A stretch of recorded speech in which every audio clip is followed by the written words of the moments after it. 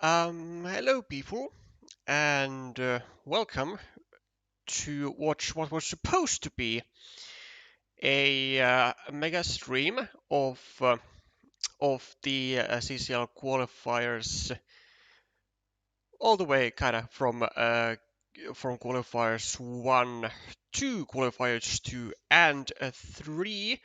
Now, unfortunately, due to the PGA issues which are like currently actually ongoing. As you can see, like from the screen as well, there is issues with the platform, and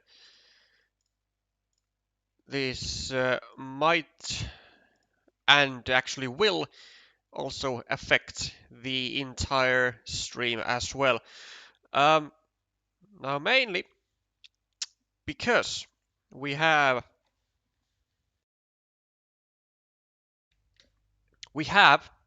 a well, sort of a semi announcement coming from these two players, coming from Mauricio Saavedra and Ukas Pricci, just like a minute or so ago, that they will be playing at 2:30 p.m. Due to technical problems with PGA. Now 2:30 p.m. Uh, I'm actually not quite certain what it means. I would say, well, let's actually say that if we are thinking about Chile's time, then, well, let's do a scientific experiment. So, time in Chile at the moment is at 14:11 at the moment. So, it would, at least in my head, mean that the match is being rescheduled by about like 20 minutes or so, and then if PGA then works, then these players will be playing. Scheduled it for 17:30 UTC. Indeed is what King Mauri says in the chat. Thank you very much, Mauricio. Which means that we'll be having about like 20 minutes or so time to fill up. But we will run. Well, first of all, we will run the intros nonetheless here. So we will take a look at the entire incoming incoming stream here, as its structure, and then we will do something else to do some entertainment, I guess. So first of all, let's take a look at all the matches that we will be covering. Well, in the optimal scenario that nothing will get postponed further than that. So, so 19:30 instead of 19 as it says over here is well, let's say 17:30 UTC as opposed to 1700 UTC. It's King Mauri versus Ukas Pricci. Then at 1800 UTC, we'll be taking a look at Shubos versus Stefan Jonsson. Stefan being the Icelandic representative, Bobondi. Then at 1900 UTC, we have Tomas Roda versus Jaanis Ansens from Latvia. So Poland versus Latvia there. Then at 2000 UTC, we have um, a second.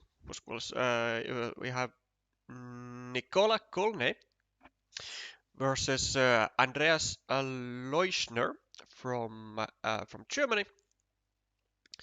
And finally, we will be ending the stream with David Faracci, and Daniel Ayala, both of who were the representatives of their countries. Well, actually, not these countries exactly, but Lord Terrycloth Lord Terrycloth was the representative of the United Kingdom, and Daniel Ayala was the representative of the USA in the 2025 individual world championships that happened in October. And these are mostly gonna be the starter-ish kind of routes for the qualifiers. None of the qualifiers, I believe, have reached the stages for more than like 2, maybe 3 rounds. But we can certainly take a look at each individual one here. So Q3 is gonna be upper quarterfinals for Mauricio and Łukasz. Then for the next pair, which too many matches, I cannot remember all of them by heart. Then Shubos Bobondi is in Q2, which is about here, country Iceland. Is it? It's not at Sweden. Where's the Iceland? There's the Iceland. Uh, yeah, so it is actually the very round one still of Q2, and the winner is gonna go up against Latvia's El Dudorino. That's Latvia, right? No, I mean that. No, that is not Latvia. That is Austria, I believe, because Latvia is not in Q2. Q2 is for countries that are ranked like 33 and beyond in the coefficients. So I believe El Dorino is Austria, and then the loser will be relegated to the losers bracket against Guatemala's PJ and 9416.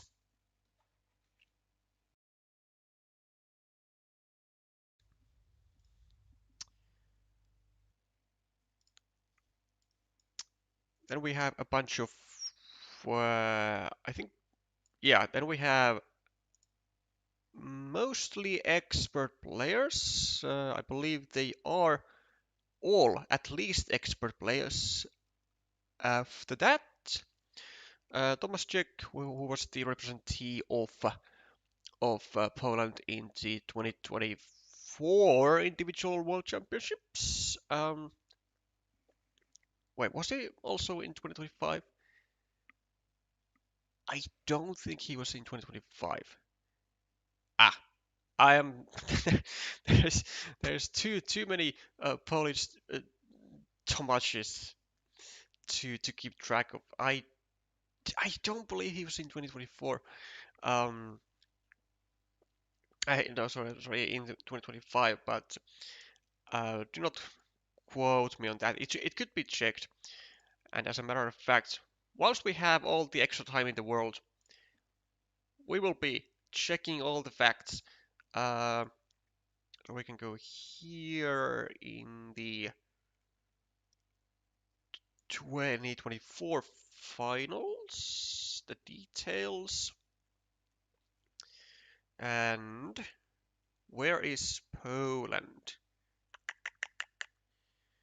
we have Peru, Latvia, Brazil, Portugal, Poland, Thomas Roda. Yeah, there we go. 42nd in 2024 and in 2025. I think it was only um, one Polish representee in 2025. Highlights, final, 25.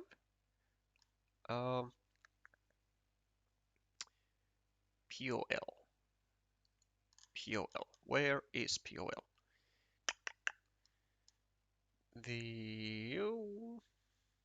Yo, where's POL?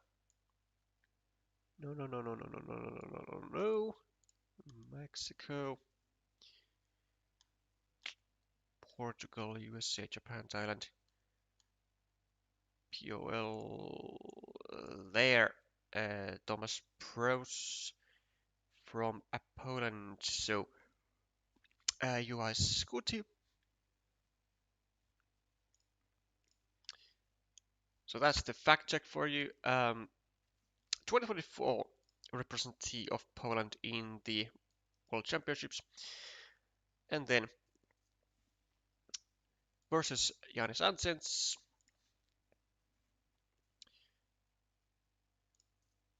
And that is well, I mean, they are all now in Q1, the rest of it, so should be relatively easy to check. Norberts, no, that's Group C. Yeah, so round one. Well, that's handy. We can check two at the same time, so in the same group as well, with the matches between Lord Terrycloth, Daniel Ayala, and the Thomas Czech napalmEye. And one more match in between the Leuschi country, Germany. No, not this. E group. Hold on. What? B group? Ah, round one. Round one indeed.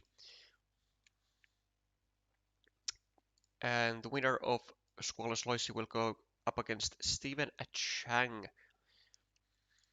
And the loser relegated to the loser's bracket to fight against Michaels.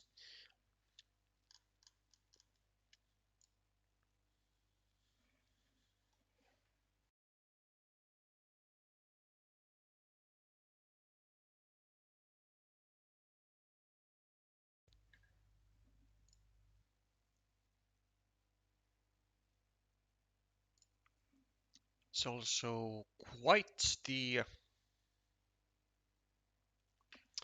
maintenance break. Usually, I don't think they usually take this long. Though I might be wrong about it, but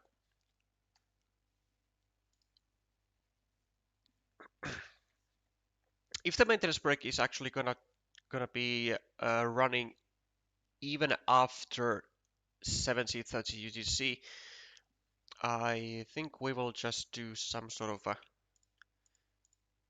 a pause thingy, or maybe we will even do. Should we do maybe a bit more radical decision to simply stop the stream until and like just start a new one when I see that the site is back up again. I might honestly just do that because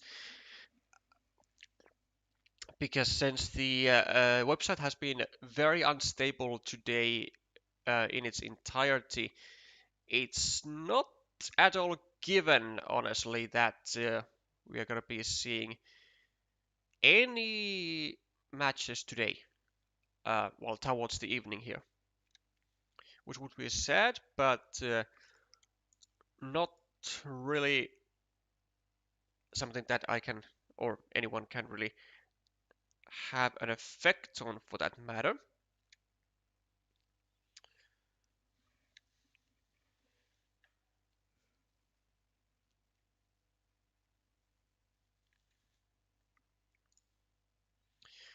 But I do have an idea. But since the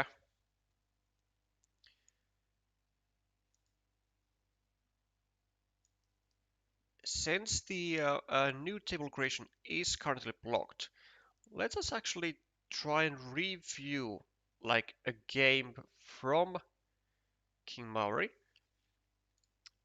in like doing a really um, speed run type of a rewatch inside like 4 minutes or so.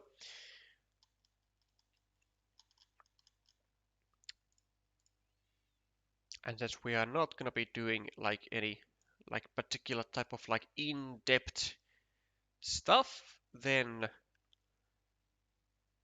it doesn't really matter if the game is as like tight or not. So let's try to go for like a very speed run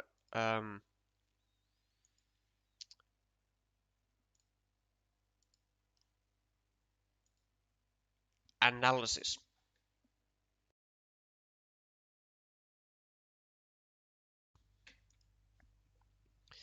Okay, breaking cities for both. Good People the road. Maples the road attacks the road. Sorry, attacks the city for both players. And there is already our first inaccuracy. Well, I think honestly, even just a mistake would be much better for Angelosan to go over here to have a safer city building and also to disrupt the road of green, which now does happen, kinda.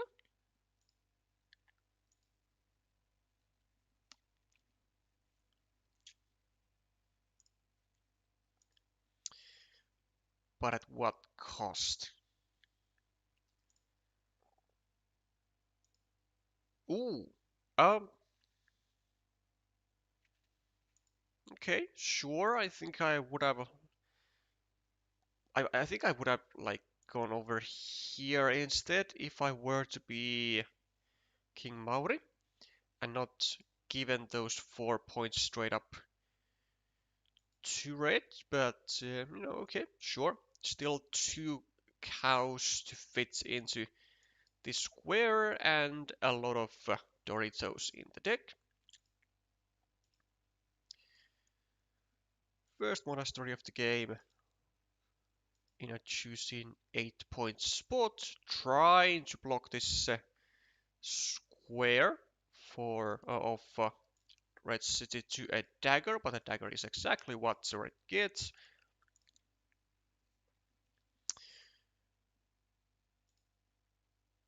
And yeah, actually, I don't think finishing this monastery was such a good idea. Like, even though on like it's nice to get a meeple back, then it does allow the attack or again onto this large city, which is like which certainly seems like a game-winning feature with still like a bit less than 75% chance of completion. Now, not so much a game-winning feature, just a simple ruin.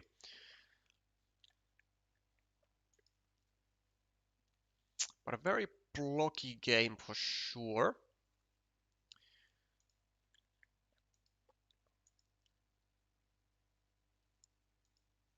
And it's gonna be, well, it looks to be really painful actually for Angelosan with the monastery and the road, because this sequence here does not really look like it's gonna be anything good.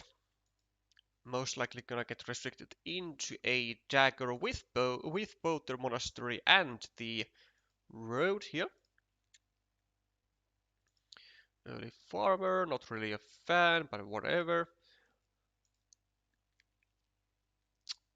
And in indirect defense.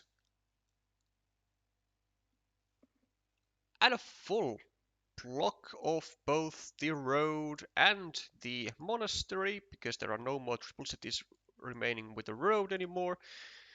So that is quite the find there for King Mauri. Next up on the list is pretty much blocking everything that King Mauri can, starting with this, with well, not quite the full block, but only one starting tile remaining for Angelosan to get this meeple back and to finish the city, and also to block the city of King Mauri.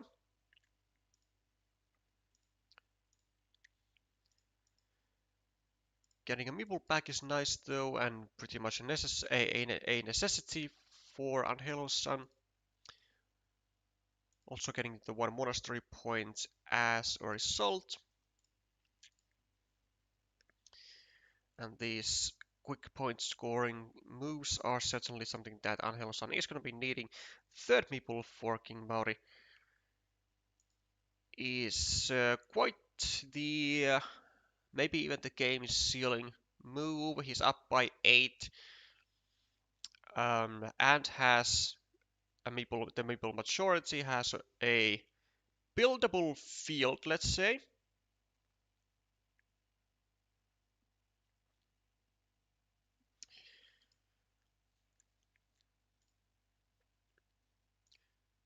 Also takes up another field with 3 meeples, sure, with this board texture being quite impossible to really score anything with, then why not?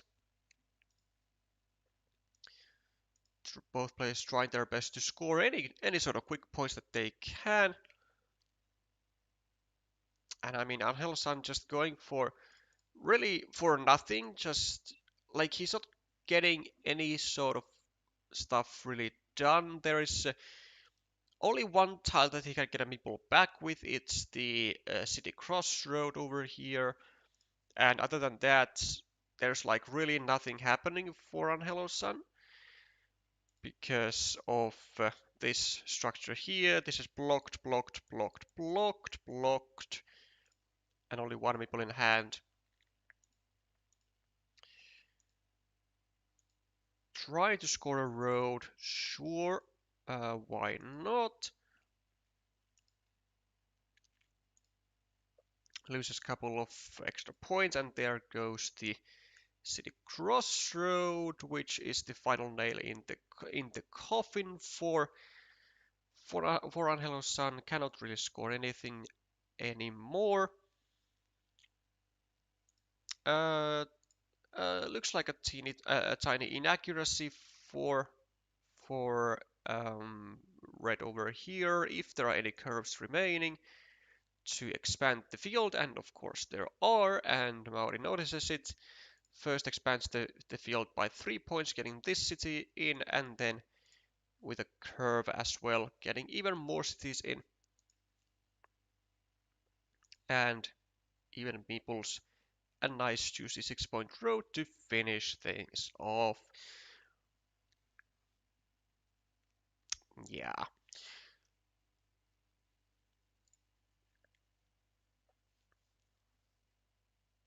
Very tacky game, I would say, from Angelosan. Like, he has multiple features, like, kind of all the time being dependent of each other, which and also the let's say let's call it deck structure.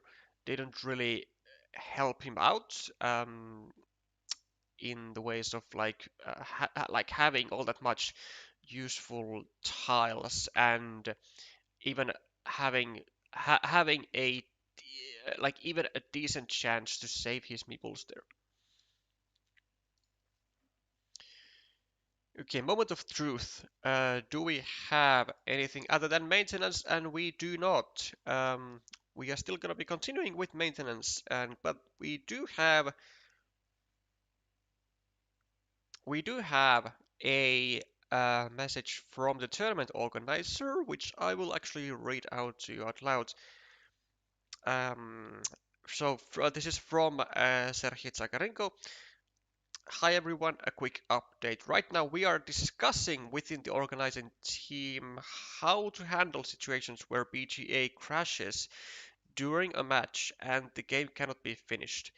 This has already happened several times, especially in tournament mode.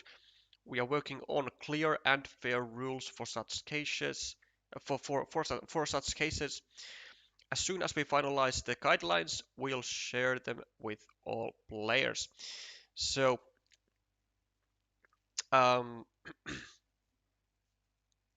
as a TLDR for this for the due to the reason of multiple matches being like having finished due to BGA like glitching and bugging out and having to play a match and having to finish that match later on, there hasn't been a clear solutions that has been mentioned in the rules, and hopefully now soon enough there will be strict guidelines on how to proceed.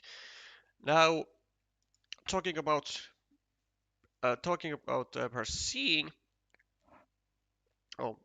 Talking about proceeding. Um, I think honestly, wait, hold up, huh?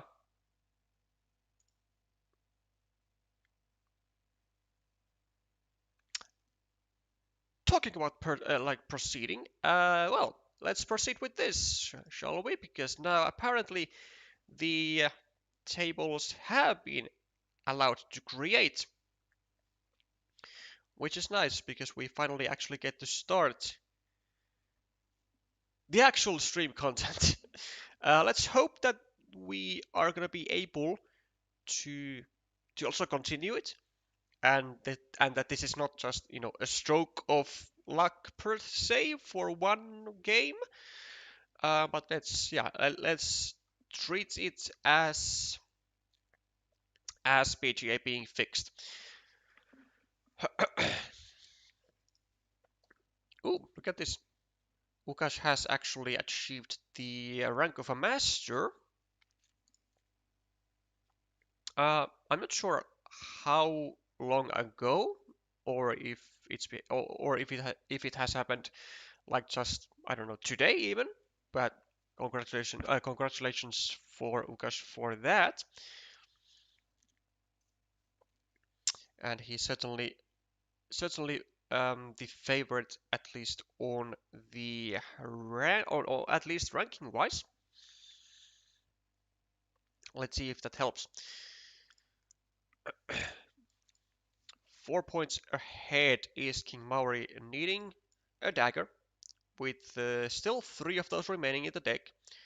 Now needing, yeah, make that 2 daggers. Now not so comfy with cities, though it does look like there's gonna be a lot of restrictions going on. Might even we might even see a monastery going over here without a meeple. Although this is also well, maybe a decent spot. Honestly, though, I wouldn't really go there. I think because we're trying to connect to the road, and there was only one starting tile remaining, so it was rather easily exploitable. monastery, so had we gone for the monastery itself, I think we would have just gone over here, and even that would have been like sort of easily exploitable or blockable, which is why I reckon Mauricio has decided to just go for the further restriction of the 1 point city of Ugash, and so far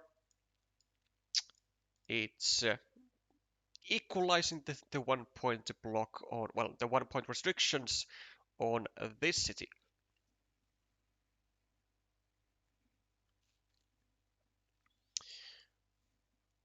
New city started for Ugash, trying to either connect or just harass the city of King Mauri, just depending on whichever tile Ugash gets to his hand, and they are not saving tiles, so we might be seeing the destruction of this city right here, and we certainly will, or we should, even though it's a quick point tile.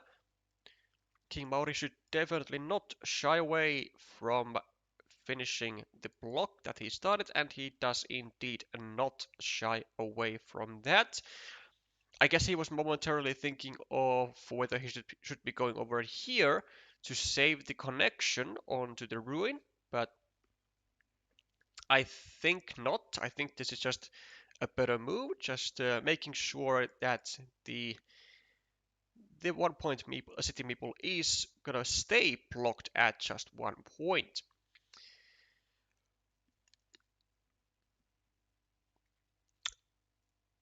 Minor imprecision, I want to say, for, well, maybe not even an imprecision, but something that I would have actually rather liked was to go over here with the dagger and to force King Mauri to also find a city plus road tile on this square, because he already needs a city plus road tile on this city and on these cities, and given that King Mauri might be needing the same exact tiles to 3 places is well, like would very much be causing issues for him in the long run, and also in the short run.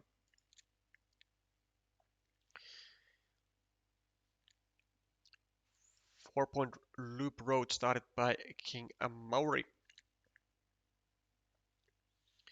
And I could be expecting actually, well, this is fine, kinda. We could also go here, or we could go here. Any of these is actually a rather decent move. Although I kind of feel like this might be even the weakest of those. Um, due to exactly this kind of stuff, because there is only one dagger with the right hand side curve. So now we have gotten our city restricted onto that one out. Whereas we could have made some tempo moves over here, or just made sure that we have at least like a small new threat of a potential 6 point city and the finishing of our monastery. But instead, a monastery spot is created by Ukash, with still 3 monasteries remaining in the deck, from which Mauricio fishes one of them out. Though he doesn't have like amazing spots to place it to. Although with 2 meeples, I think I still would have preferred him to meeple at least some monastery spot, like either here or here, like either one, because this square is unblockable. Like it's fully unblockable with one tile, unless he gets specifically a monastery to block that square with. Because there's one regular monastery remaining, there's one road monastery remaining, and there are still 2 vanillas after this guy. Which is certainly going to be an issue for King Mauri, because he would like to block this for sure, but he does not quite have the tiles to do so.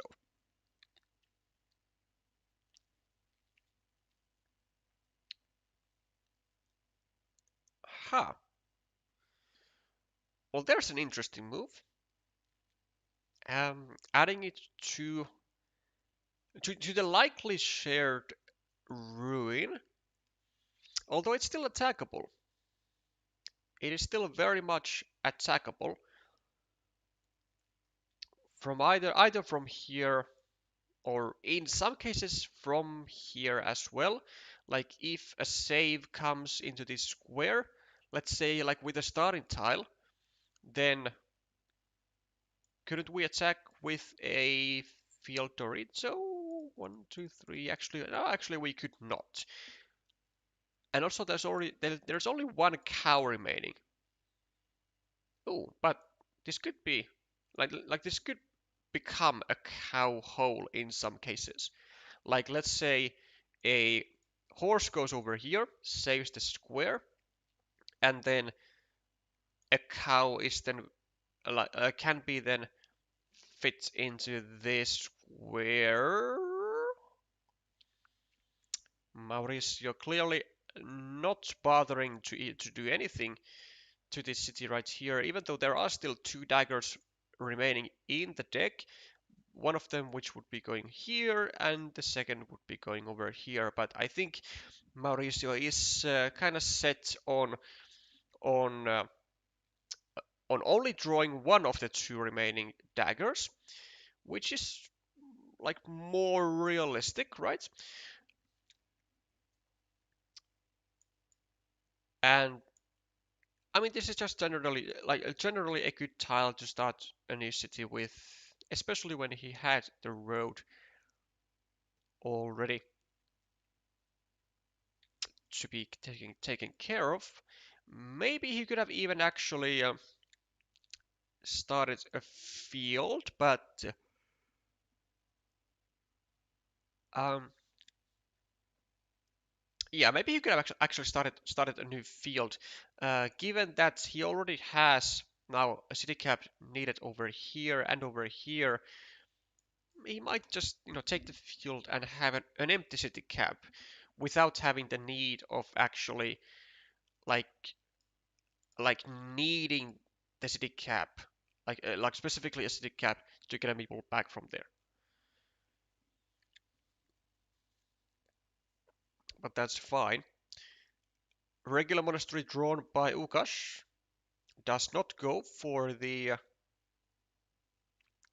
completion of his previous monastery because it was reduced into the last remaining road monastery, and so instead goes for a regular new monastery for 7 points.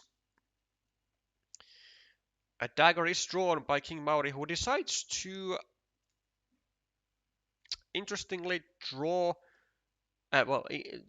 Decides to interestingly finish the lower scoring city out of the 2, which I'm not really that convinced of. Like, even though, like, yeah, there was gonna be then a chance, about a 50-50 chance to then also liberate this monastery, this city later on.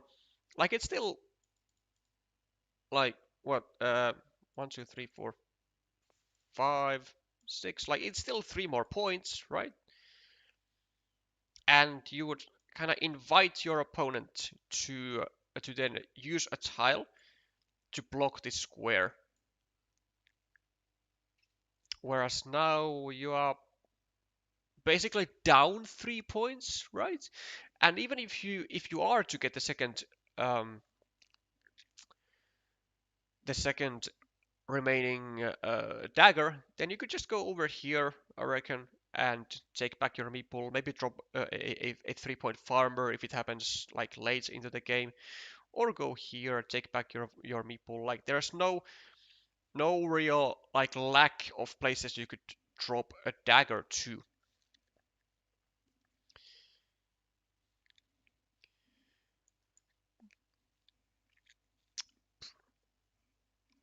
Łukasz gets the Road Monastery, gets himself 10-point move, and King Mauri has decided to drop a farmer onto the 9-point field.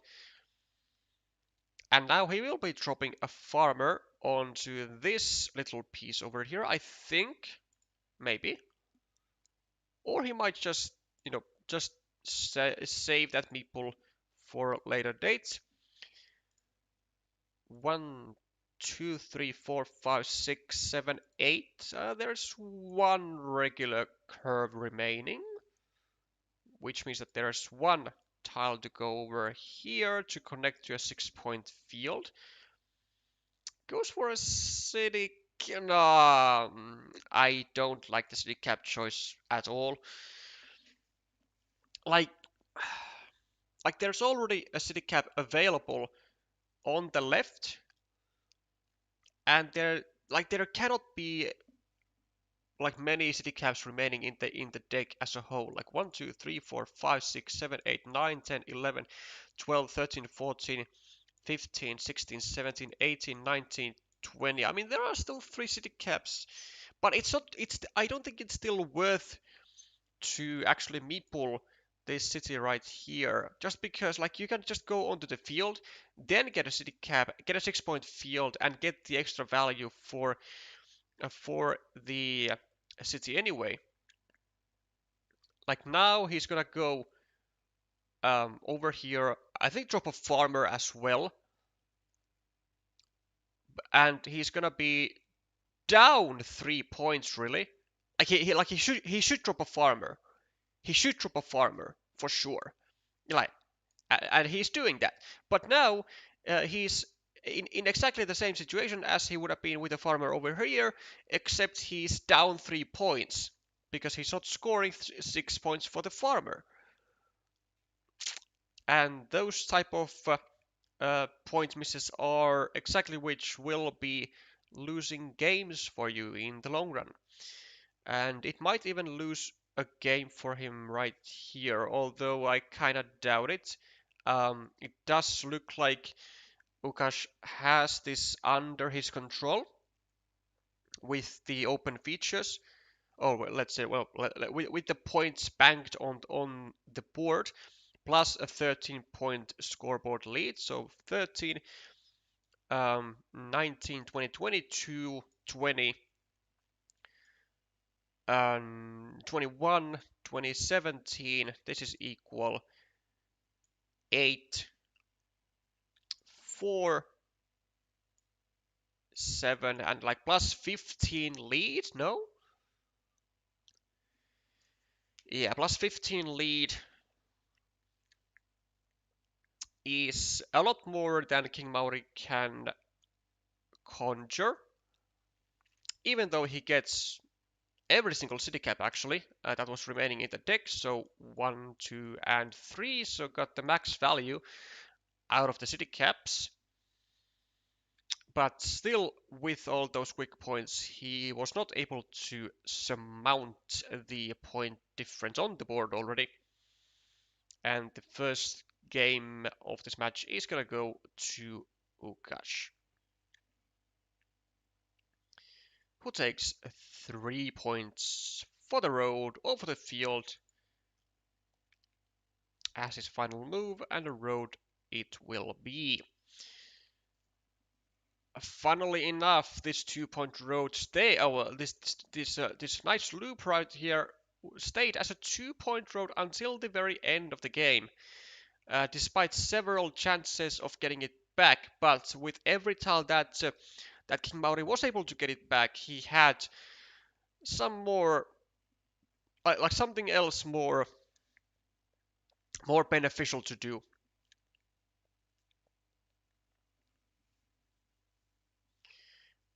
I think it should be like maybe like a 10-point difference or so. Like a very rough estimate.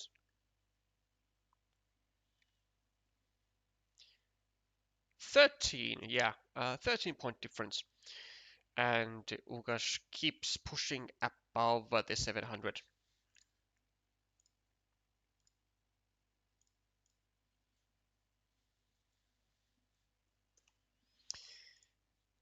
Zero to one.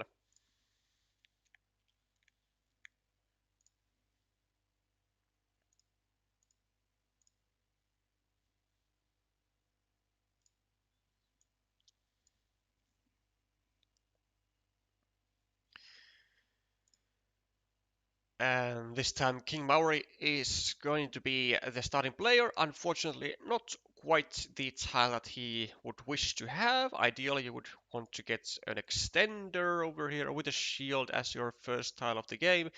Then even another one, and maybe even a third one. Actually, not no, a third one like without the shield is not the best at that point anymore. It's like um, an extender with a shield, an extender with a shield, and then like a tube divider to finish off the city and to start a new one for the max points. I think. Well, yeah, welcome Helge, welcome Glovier. Nice to see PGA working for once today. Well, uh,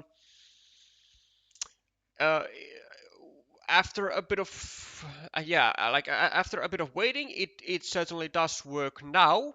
Um, at least for a moment, where we did have to kind of postpone the start of the stream due to BGA indeed not working um, as as intended due to maintenance stuff.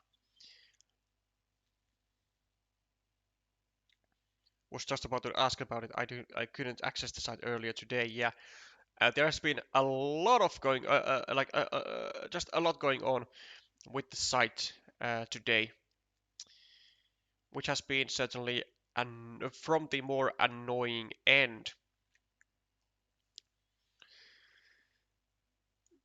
Mauri is starting a monastery and does get immediately restricted with well, to the two remaining starting tiles with the now 3-point road and the monastery, and he could be getting himself into quite a pickle here. Another monastery is drawn, and well, not that clear of a spot to place this one too. Like you could go here, control the city of Ukash, but then you are subjecting yourself to yet another starting tile block, which is not what you want to do. King Mauri getting harassed now from the left, and Pricci actually, I don't really like all that much about this move. Like he has 4 meeples, he could very well be meepling this monastery right here. It controls this square, it controls this square, and then you can just build around. But King Mauri drawing one of the worst tiles that he has for himself right now, not being able to defend over here, not being able to unite over here, not being able to do really anything useful, and instead he decides to limit the square around his monastery, of which I'm not entirely convinced is the best plan, but okay. Starting tile is drawn by King Mauri. Yeah, let's see if he gets restricted yet again to a starting tile, and I would really like to see that actually from Ukas, but it is not what the Polish decides to do. Instead of yeah, sure, makes a totally decent move, starts a field that has already 6 points, can be can be expanded into 9 points, 12 points, 15 points. Like it's gonna be a good field for sure. but it does allow exactly this type of stuff of King Mauri getting away with the monastery here, which was certainly able to be able to get blocked to the final remaining starting tile, and would have been like really annoying. Also, hear me out now. I fully understand that normally you would not really like to get your 3-point meeple getting sucked into a larger road of two of your opponent meeples. But in this instance, I think it would be much greater option than it would be to make the self-restriction to the crossroad, because this square has a lot of tension to it. Like, it could be restricted into the starting tile, then even green himself could add a curve right here, give actually 5 points to red, but subject 3 of red's meeples to then a blocked square. Whereas now it's gonna be really difficult. Well, it's also gonna be really difficult and very unlikely to capture the red meeples to a permanent block, and it is indeed not what's gonna happen. King Mauri is gonna get off the hook with his road, which was certainly a very feisty looking one from the beginning after the first restriction, but oh gosh, not quite being able to pull the final trigger on it to finish the other blocks. However, he does do blocking on his monastery though. There's only one dagger remaining. He has also strengthened his field with another farmer, trying to really have an iron grasp on this field of now, well, basically 15 points, although at the moment it's two separate fields, but a strong field still indeed. And now King Mauri certainly does have what it takes to make double attacks onto the field. He has 4 meeples in hand, and these guys are equalized, like meeple count wise. Over here to the dagger, these cities as well.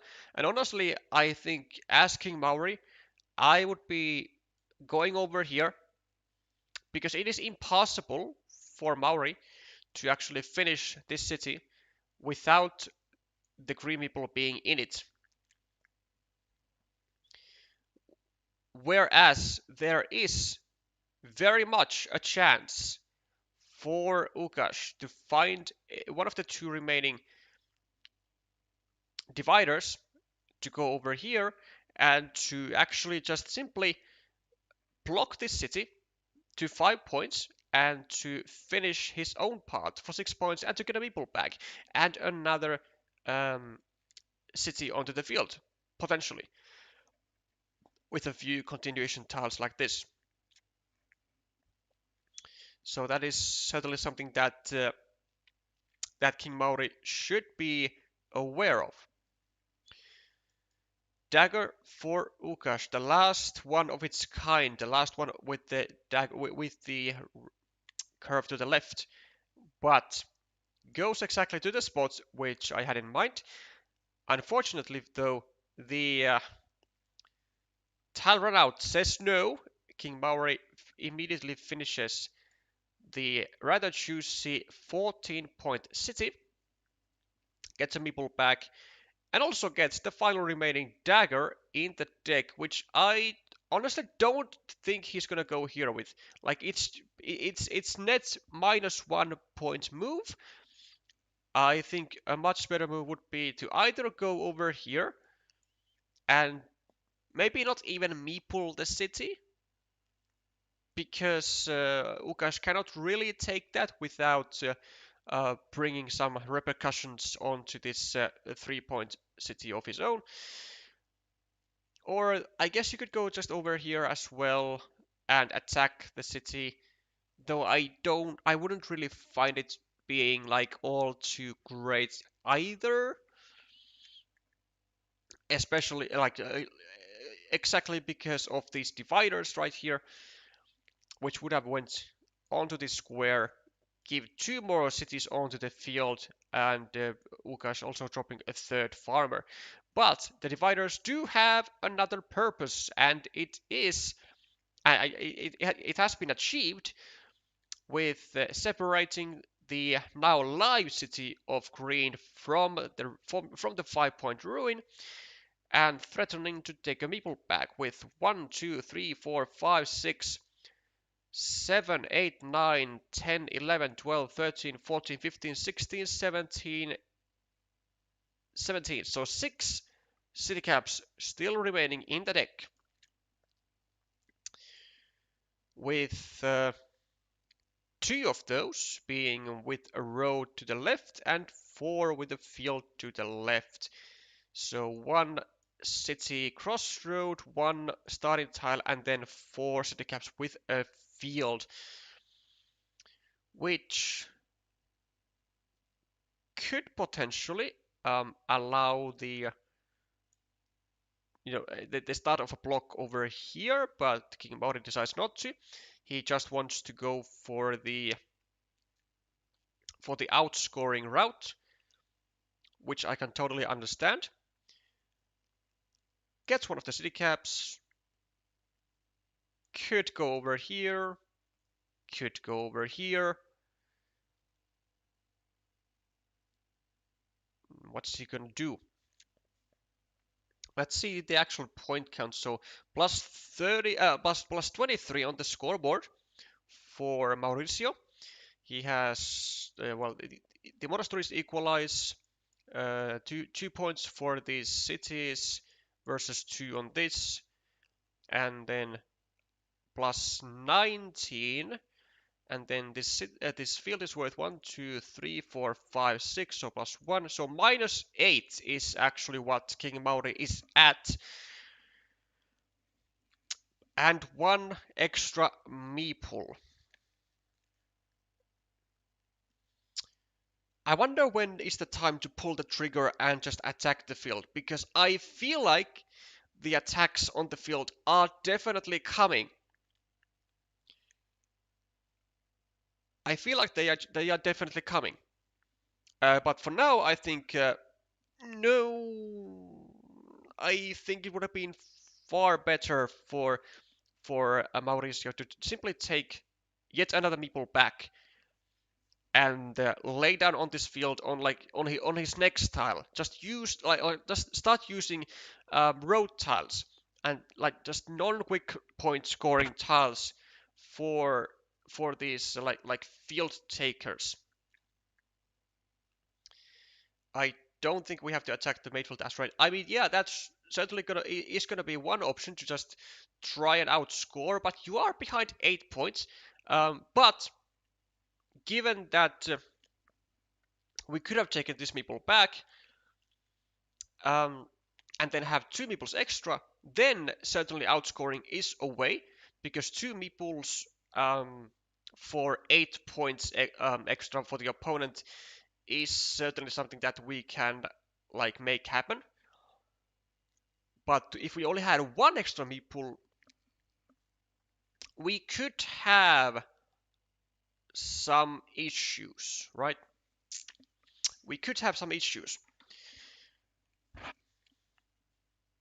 Also, it's actually totally viable to not unify these fields as red in order to get these 3 extra points from Pricci away, and just delay our attack onto the main field until the penultimate tile of the game.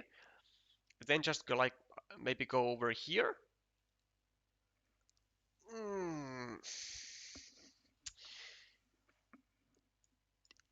not a fan. No, no, no, no, no, no, not a fan. 1, 2, 3, 4, 5, 6, 7. I do not like where this is going. I don't like where this is going for King Mauri. Like we really don't have to see the effort to attack or to unify these fields as of right now. Like our target, in my opinion, should be just to try and get these people back, and then to simply score with our extra meeples. Like here we can go for 7 points, no big deal. We just go for 7 points. We don't need to worry about the field. There are a lot of field attacking options. Like we do take one away, but we still have this, we still have this, we still have this, and we still even have this if need to be. Yeah, I like this. 7 point monastery, also taking away the monastery spot from Ukash, which is nice. And now he's probably gonna go actually. I mean, either here or he will discard the monastery. Or will he drop yet another farmer? No, I don't think so. I think if green drops another farmer, it's around to lose this game for green. I don't think green can afford that. Yeah, he just simply takes away a a field attacking opportunity. Now, for Mauri, don't don't overdo this field. I was about to say, do not overdo this field. You don't really want to increase the size of this field. You just want to have your meeple back, and then like kind of disincentivize green from dropping one of his remaining meeples onto here and equalizing this field. Like if we are able to just savor this field for this like even for these 6 points, I think we'll be good as King Mauri. But now there is tension, very much tension, because there are still two curves remaining in the deck, and they are gonna be. It's gonna be totally possible for Ukash to go over here, grab a curve, and then get a 12-point field for himself, basically getting like 12 more points for himself. 9 away from red and 3 more to himself.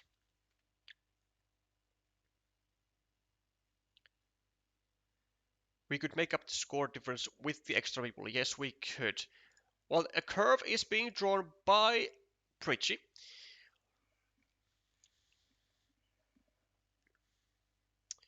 Who is deciding whether he should go over here, I think, and I think he should. And he does. He still has the starting tile to connect to the 9-point field, and he still has one remaining one remaining curve to go. 1, 2, 3, 4, 5, 6, 7, 8. Yeah, one remaining curve. So he has two tiles to cause absolute havoc on Mauri's position. I really do not like how Mauri has played this end game here overall.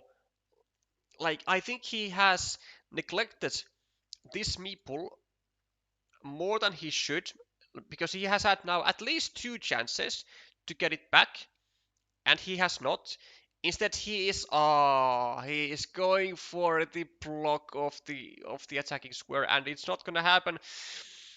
Pricci getting the curve, getting plus 12 points in like 2 moves.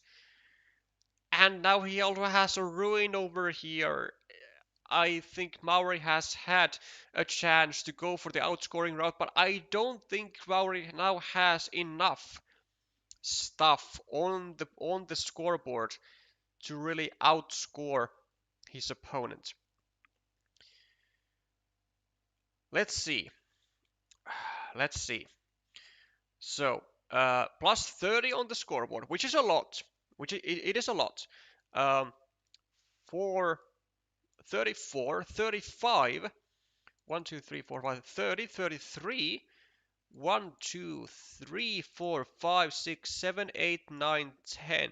Wait, whoa, whoa. Oh no, the city, of course, the city. Mauri is, Mauri is -4, I think. But, but, thanks to this quick point tile, he might indeed actually have enough.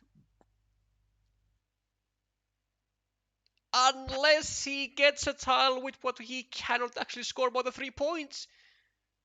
I think he will be losing by a draw. Oh no. He's gonna be losing by a draw, isn't he? I think so. Honestly, I think so. I think Pricci is now +3. And this is 3. This is the most he can get. Oh no. This is gonna be unfortunate ending for King Mauri. Really unfortunate ending for King Mauri. No? That's 1 point. That's 87.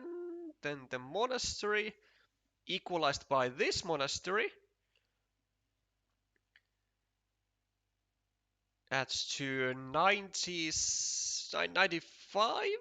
And then that's 29 points with only fields remaining. Hold up.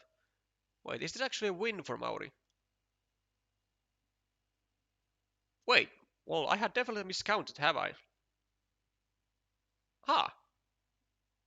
Okay. Well, never mind then. Ignore what I said. Clearly Mauri was way more um, way more knowledgeable of the current score than I was. What did I miss?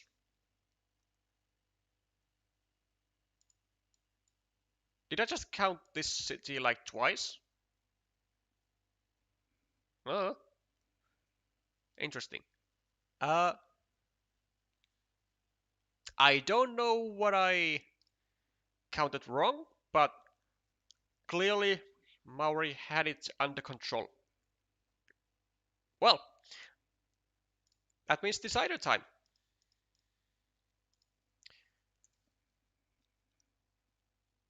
Never mind me and my point scoring. Welcome, Vika.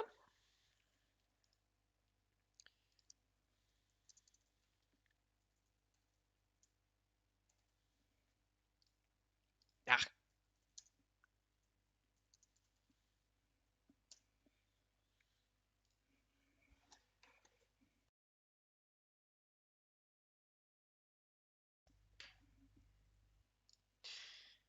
okay, decided it is. King Mauri reaching the 600 elo threshold after that win there, which will certainly boost up his morale.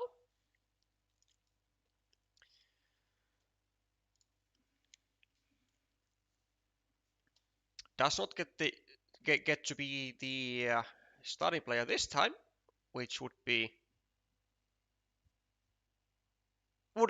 third time in a row, because Ukas was the starting player in the second one. Goes for can't really say I agree with this decision by King Mauri. He could have taken these 3 points for the road over here, and also then created a potential loop road next to his monastery. Get a curve over here, start stacking monasteries over here. Yeah, like, sure, this creates an attacking platform to the city, but I don't think that it's worth it. I think, like, given then the road structure then next to your monastery would be way more helpful. think it has to be a miss from Mauri. Like, besides, what else are you gonna go here with? Like, straight, well, I guess a straight road, but then this is just like the dream tile to get next to your monastery to build it up. No likey. Me no likey. City getting broken after, unfortunately, after having added a quad city to his uh, to his nicely looking city in, well, just a moment ago. And there we have an attack on the city with Pricci going for, I mean, he's kind of going for salvations, but he's actually limiting this square to only tiles which will bring doom for this city. Like, he's really going for a higher variance approach here. Like, he's trying to, I guess, get a Dorito over here and limit this city into a dagger, but uh, it's just statistically more likely for King Mauri to find a blocking tile over here than it is for Ukash to find an ideal tile for him over here, either in the form of a divider or in the form of a field Dorito.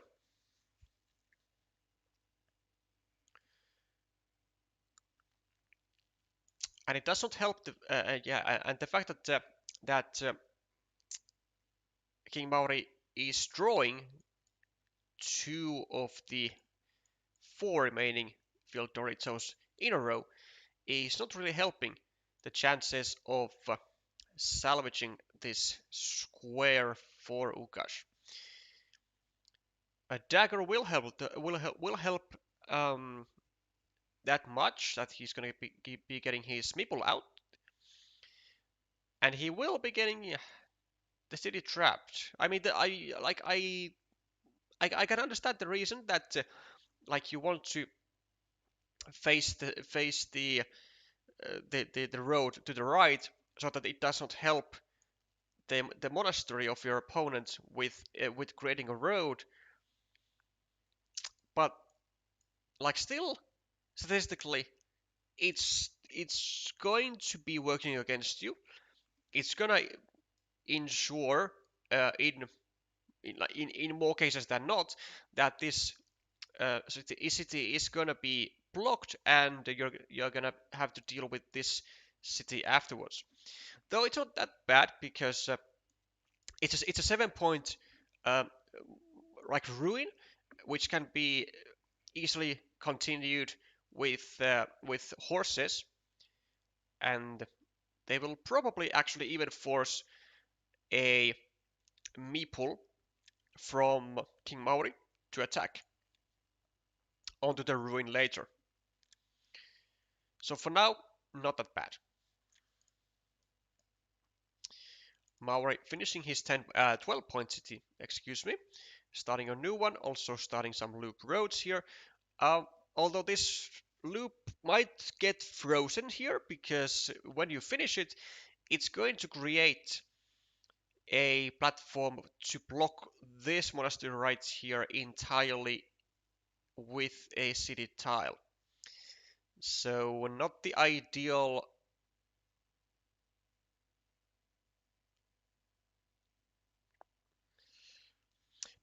scenario for green here with freezing his own meeples.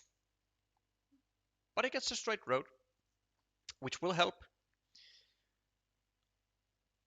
Assumably gonna go over here, from which Ukas is immediately gonna strike with 4 points. Or is he? Will he expand his city or will he take these 4 points? He does take 4 points, which I agree. I do think they are stronger because they break the synergy between this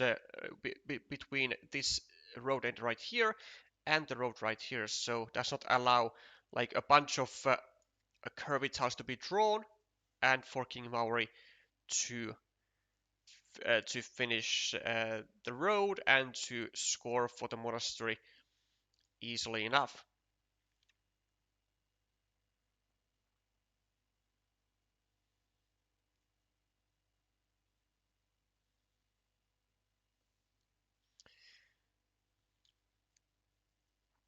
Plus we still have oh, plus we still have two other horses to go into this square, so we can still expand the ruin if we so want.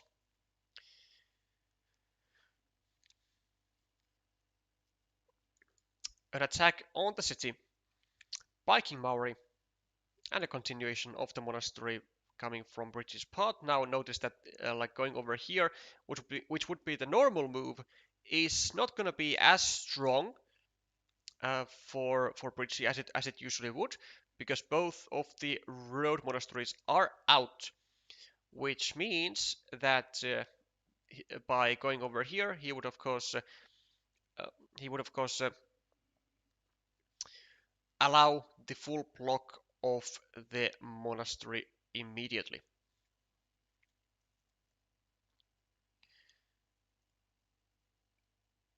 We could actually even meeple the city, to be honest. Could we? There's still two daggers. There is a, well, actually no city crossroads, but there are quite a few road Doritos, three road Doritos and two daggers. I think we could even meeple the city if we so wanted, but not meepling. Also fine. We can meeple it later when we get a tile to go over here and get to finish our road as well. For now, why don't we go over here and take it slow and easy and not make any extra heroic stuff. Besides, like leaving a monastery spot here is not that bad, because there are only two monasteries remaining in the first place. Pricci now does get a monastery indeed, which is a bit unlucky for King Mauri, but still not a huge issue, because he does get a 6-point field with an open city cap, and could be even expanded over here with, like, I don't know, 2 straight roads or something. Now the question is, do we go over here, save our city, or do we just take 4 points here, add also 3 points to our field? And I'm actually leaning a lot more towards this one for sure, because if we go here, save our city, it also like expands the road of red, and we don't want to create like some like additional points to the road. We would rather go here with a straight road maybe, and then get a dagger and block this road into a city crossroads spot, which would then no longer exist in the deck. And that is indeed what King Mauri goes for. 6 points, because he adds 1 point to the monastery as well. And Ukas getting a meeple back for himself as well. Should we now go? Well, where do we actually go? It's not actually that clear. We could, I guess we could go over here, add a point to the monastery, have the same dagger to liberate our meeple as we have over here. Or we could do something like this or this to like kind of control the field attacking options, but it's neither of those two options that King Mauri decides to do. Instead, he decides to restrict the blocking square of of the city, and Pricci still gets actually a tile that which he could have. Well, the last tile that he could have blocked the city with, but decides not to do so. Decides to go for just scoring route, which is very respectable. 4 points is 4 points is 4 points. And King Mauri gets to bank on his setup of me pulling this nice 7-point city after finishing the loop road that he had. And Pricci with a starting tile with one meeple in hand only doesn't really have great moves. I guess he can go over here, just add a city cap on his field. Like I guess either way works alright, although this is a bit better because if you go on the left side, it can get blocked immediately with like a Dorito because there are no city caps. Well, yeah, there are no left-hand side daggers remaining.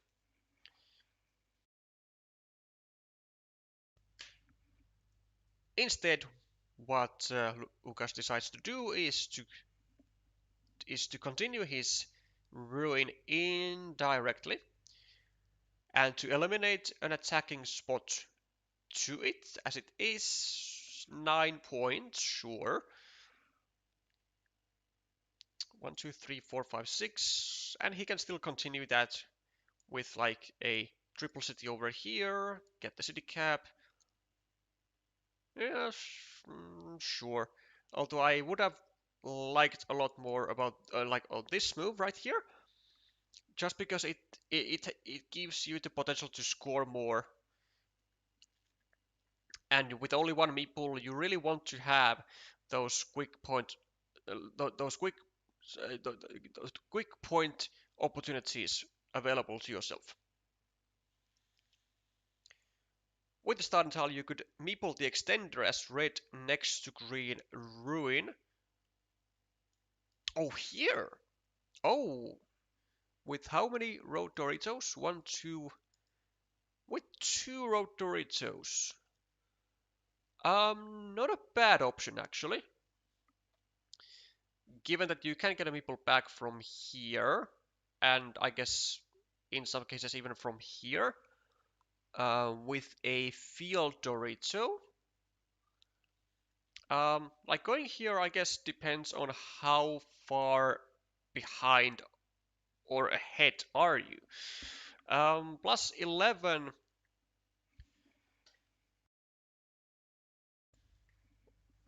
Then plus 14, 13, 7, 10, 7. About equal. I mean, it's about like equal position. Yeah, like even though you would have a 75% chance, I don't think it's necessary to go here yet, because you can equalize the meeples from here, and you could just go for scoring without any risks, I reckon. But it's certainly like a decent move to go here and to bank on one of the 2 remaining road Doritos, which he would have actually gotten. Green with the road tile could have limited red's road to 1 remaining crossroad.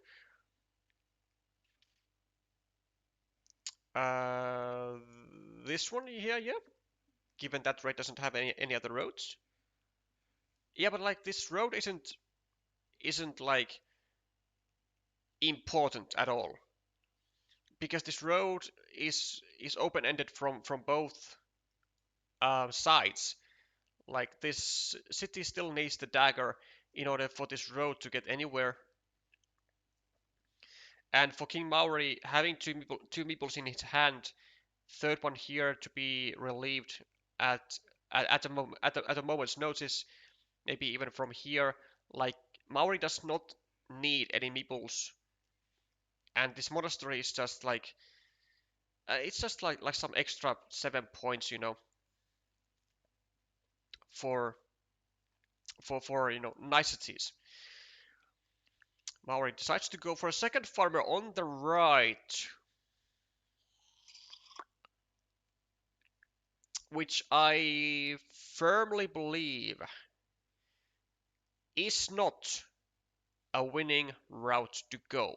Not after this divider has hit uh, Ukash's hand, given 2 extra cities to this field, making it 12 points, giving 2 extra points compared to this smaller city of King Mauri, and even dropped the second farmer of his own,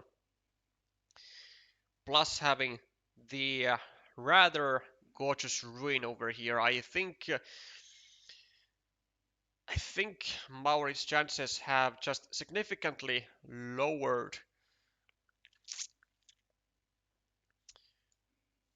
By how much, I cannot say for sure, but let's do some quick counting. So plus 9, plus 12, plus 19, 22, 19, 10, 4, 5, 6, 7, 8, 9, 10, 11, 12, 13, 22, 28, 20, 14, 11, 1, 2, 3, 4, 5, 6, 7, 8, 9, 10, 11. Actually, is it only plus 2? Plus 2, plus 5. I think plus 5 actually. I think I missed this road. So I think I'm gonna say that Pricci is plus 5 right now, with equal meeples. Well, with King Mauri having this right here, he can retrieve it. He can take 4 points right here, or he can go over here and actually have a 9-point move, taking away the 6 points from Pricci, which he does. And I think he's actually ahead now by 4 points. And yeah, I think Mauri is correct here. Like retrieving a meeple from here does not matter in the slightest. I don't think he will have any issues using only his one meeple. Like for example, right here onto this monastery right here, getting to plus 9, actually to plus 8, I think. If there are city caps, then that's a whole other thing. Because that's going to be a plus 9 move for Ukash if he gets a city cap. 1, 2, 3, 4, 5, 6, 7, 8, 9, 10, 11, 12, 14, 15, 16, 17, 18, 19, 20, 21, 22. There it is. A city cap, a 9-point move for Ukash. And this is trouble actually for King Mauri, even though he gets some evil back immediately, which is nice. And he will be able to score on his final move, but another city cap is going to be going into the hand of Pricci, but it will not be used as a city cap. It will be used as a road move to get a 5-point road. Plus 1. Oh, no, no, no, no, no, no! Pricci, you're a master! Oh, wait, hold up, hold up, hold up. He does have one more he does have one more move though. So King Mauri can go for a 6-point move, but he needs to be sure that there is no road tile in the hand. Oh no! Pricci gets another road tile, and Mauri has unfortunately went for a bit of a trap here. Or is it a trap actually? You know what?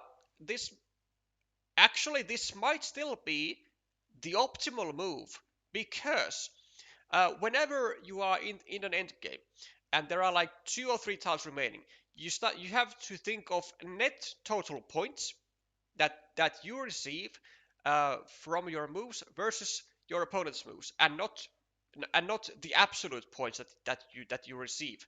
And given Mauri's tile, then he could not have scored more than 3 points in anywhere, like in any other spot, whereas there was a chance for Pricci to take the 6-point field and get 6 points, and 6 minus 3 is plus 3 points for Ukash versus this, which is, oh fuck, this is actually worse. Fuck. All that explanation, and I just goofed myself. Yeah, this is not the optimal move, because I forgot to take into account that not only does Ukash remove the 6 points, but he also gets 3 more points to his field because of this city right here.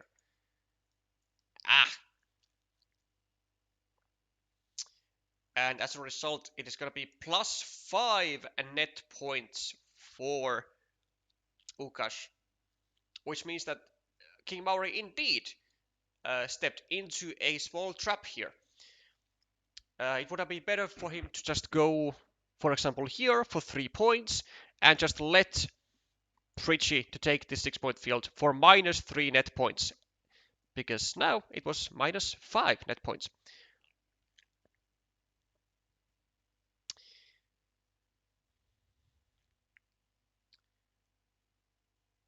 Coming down to the hair.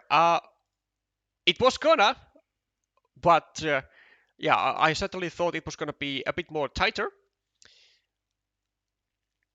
But Pricci was able to nicely score with his city caps in the end, and even get actually, I guess, the absolute optimal outcome with the final tile because of Mauri's decision here. But let's say the tiles are reversed and King Mauri gets this guy and Pricci gets this guy, which is worth 3 points for Pricci and 6 for King Mauri, which is plus 3 net total for Mauri then. And compared to this, it's then plus 8 for King Mauri, which still not quite enough. Still would be 1 point short. Only 1 point short, but unfortunately for Mauri, there was nothing he could do after the city cap by Pricci, after it was taken for 4 points.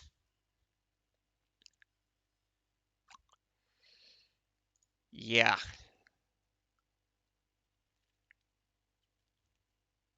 But that's, a quick puzzle right there for you guys. So when you have 2 or 3 tiles only remaining in the end game, don't think of absolute points. Think of net points, net total points that you will be gaining after the moves are played. And this, of course, really only works if you know the remaining tiles. If you just play blind, then just go for absolute points because there's absolutely no reason to then go and try to be like fancy, because chances are that the deck does not have what you think it has. Let's give the second point to Pricci, and we will congratulate Lukas Pricci for advancing to the next round.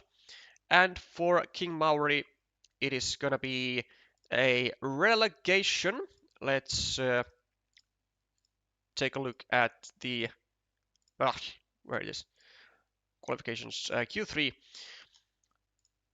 Let's take a look at it closer. So Pricci getting 1 step ahead into the upper semifinals, and then King Mauri is gonna be battling it out against Foam, I believe, in the lower round 2 next week. Next match is gonna be Shibos Bobondi, which they have actually started like 44 minutes ago already. So let's see if it is even live anymore. Unfortunately, of course, we were only able to start the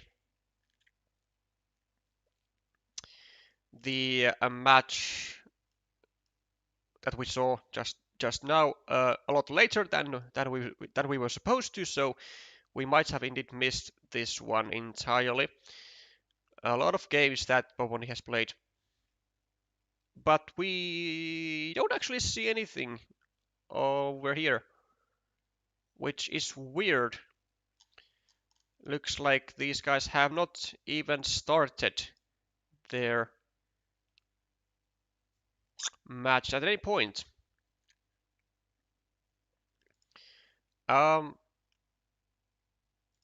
Interesting. Let's still check from the side of Chubos, and no, nothing here. Huh. Well, I will be interested to see how this develops, because if neither player has showed up for their match, then do they just both get a yellow card? Because there is a warning system in play during the qualifiers and the CCL in general.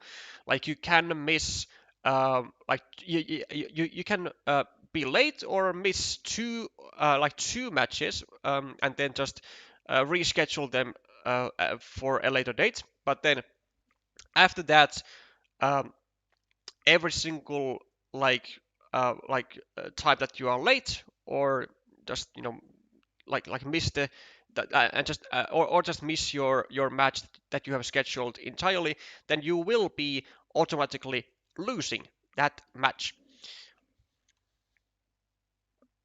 Maybe Mauri was in time trouble to not calculate the end game through.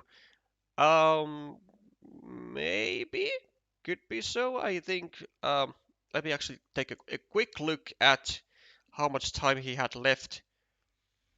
And yeah, looks like 40 seconds. Yeah, for 40 seconds or so that Mauri had left in his clock. So you might indeed be right there, Helge. Green could have placed Dorito to block his second meeple's entry into his own field and score for one city with both farmers. Yes, he could have, and I think honestly that Mauri's second farmer on the right was a bit of a mistake in general. Like I think if he meeples the second field, I think he should have meepled it at least one tile higher. Because now what he did is he added the second farmer just like as an insurance, just to disincentivize red to place a farmer of their own from joining to the 9-point field that green already had. But green could have very easily went like just one tile higher, claimed a 6-point field, and then I think just try to like seal off or like just take out the field attacking option at the bottom, and then would have forced uh, Ukash to use at least two tiles to connect the two fields together for just a 3-point gain, as opposed to using only one tile to deny those 3 extra points.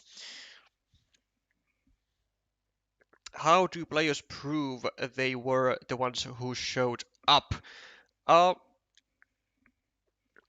that's gonna be actually like kinda easy, because uh, if they play BGA tournaments, they have both signed up for it like beforehand, and then at the time of the match, they will have to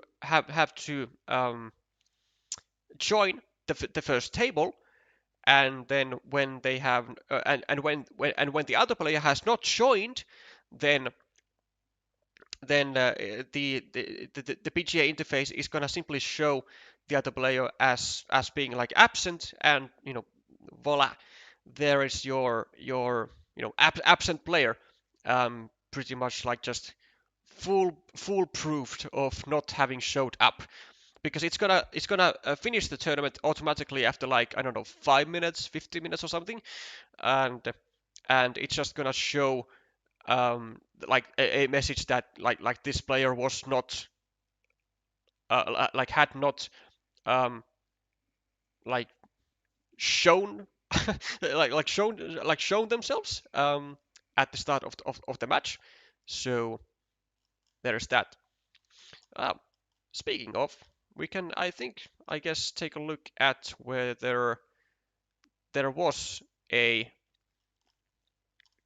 tournament created between these two players, because there is also like the possibility of just playing uh, like normal time format with slow time control, and that would be well, obviously a bit more difficult to prove whether someone has showed up or not. So in that scenario, I don't know how you would actually do that, but I mean, I guess it's just like about like that. Then I guess you would just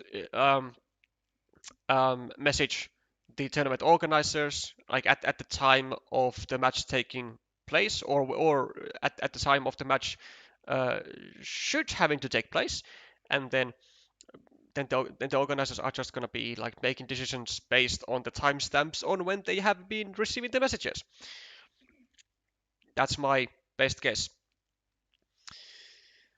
But yeah, this is very cryptic as to what has happened between Bobondi and Chubos, because I think, yeah, they have already rescheduled the yeah, they have already rescheduled their match once,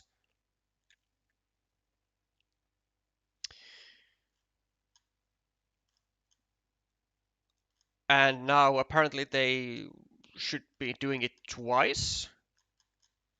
Well, we do have some 9 minutes to burn here, so I want to actually see where the warning system is on the Carcassonne.gg page, because it should be somewhere within like the rules section. But where is the rules section? That's what I want to find out. Oh, here. Though there are no. Oh, hold up. Are they somewhere here, like hidden or something? How does the tournament work? How is the match played? Yeah, like you can see here, if a player does not contact their opponent before Friday, they will receive a warning. 3 warnings result in an automatic match loss. Um,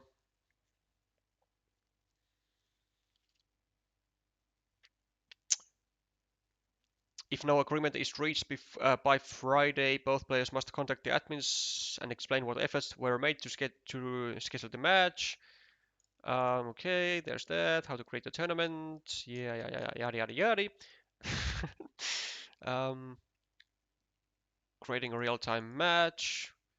Submitting the result. No. Fair play rules. What happens if? I mean, so far there's no warnings. I wonder if the warnings are actually given like during the qualifiers at all, though, because I mean, surely there's already someone who has missed their match. Like, surely. There's always someone. PGA logs whenever players go online or offline. Yeah, that could be used, I guess. I guess if you know how to find the logs, which I actually would not know. Being from Iceland, maybe Bobondi got lost exploring an inactive volcano. Maybe, maybe that's always an option, I guess. Always a possibility. Maybe he got lost into his own sweater, which is really nice. Uh, Hi Stefan, if you're looking, it's a very nice sweater. Um, well, there doesn't actually seem to be any yellow cards so far, so I can't actually show you the system. Qualifications, league stage. Nah, just no cards given. Yeah, weird stuff. I don't know. Um,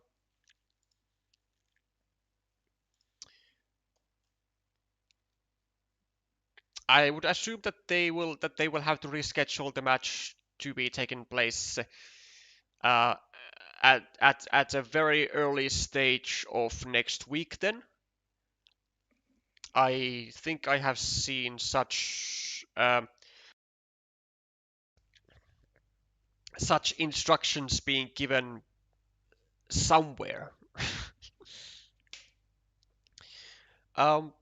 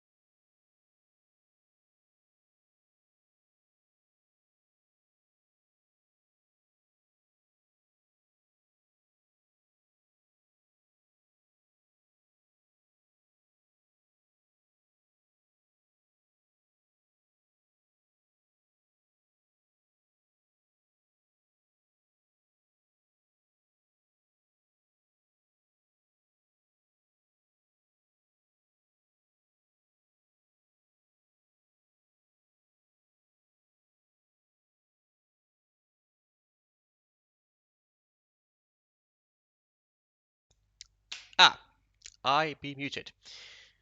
Thank you, Vika. Okay, now we have the correct scores and the correct players. So Thomas Czech, so that's Thomas Roda from Poland, who was the 2024 Polish representative in the individual world championships in Germany Herne, and then napalmEye, who I don't believe has been yet in the world championships, at least as a participant, but um, he has acted, I believe, as the captain of Team Latvia in the ETCOC and VTCOC this year, which we will probably see from his description because most players have done that. Um, yeah,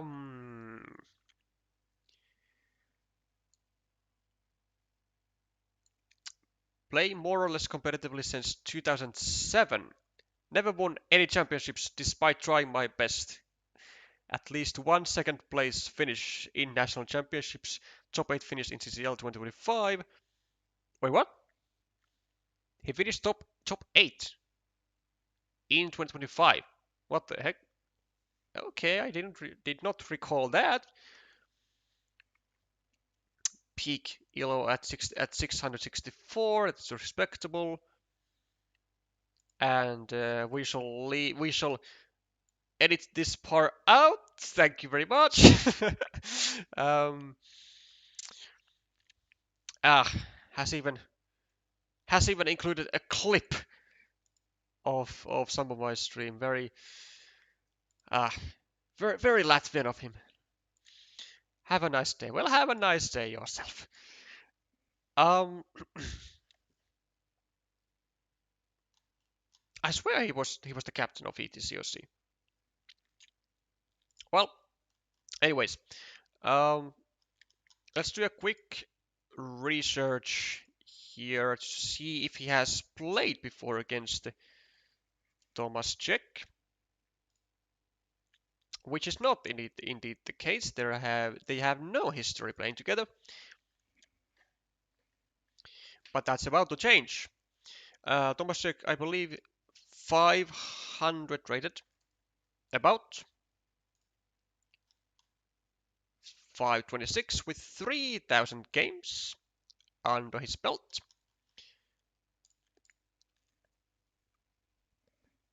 And he has been the um, the well, let's say a representative player in the VTCOC 2025, and I don't think he was actually in ETCOC, but he could have been. I have so many gaps in my knowledge. We shall find out. Dot cat. No, that's not right.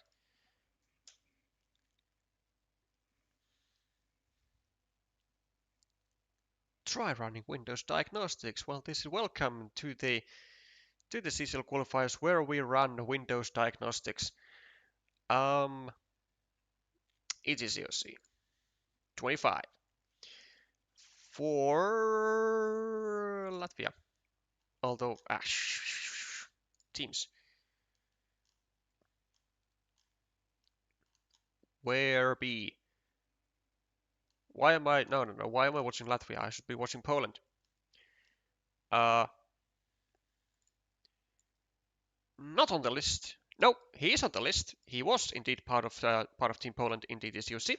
I be wronged. I be corrected.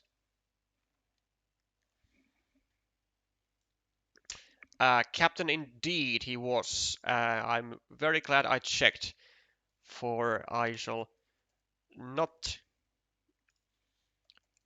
speak of Roda in such words again.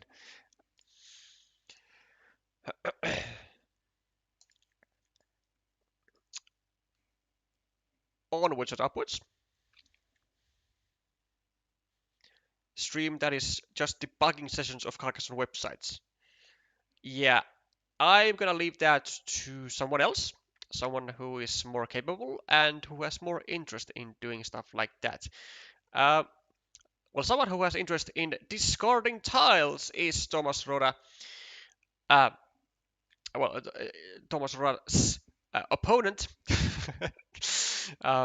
whereas napalmEye discards the quad triple city and loses dramatically his starting player advantage, which doesn't seem to be an issue on the scoreboard for him, but it will be an issue for him, potentially in the final tiles, because as we know, not only do you as a starting player get to place the first tile, but you also get to place the last tile and get to also have a better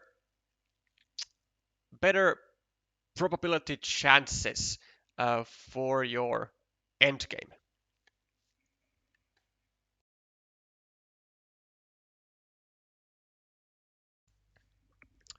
Thomas starting a city and getting attacked immediately after. And now we do have to start a new one for sure. Just debating on exactly where. Could have started maybe over here. Over here, that's fine. Or maybe over here even, although that's kinda ugly, I think. So honestly, I think this might have been even slightly better, just because of the one extra point. Now the downside would have, of course, been that it would have created potentially a like annoying square, because you can't really finish the city or continue it before you have found yourself a road tile to fill up this square, so that it does not get restricted into a starting tile. Always thought that the starting player should start with a meeple in the starting tile to make it more equal. Well, I've seen opinions of that. Um, and I mean, yeah, sure, I guess why not? But I'm not a huge fan of like really like changing the rules of changing the rules of the game. Like there's gotta be always like some sort of like teeny tiny thing for players to run their mouths about. Like, oh, how is this so unfair? Because where is the fun anyways? Oh, well, anyways, no, that's not the phrase. Where is the fun um, if there's no such imbalance or like unethical rule?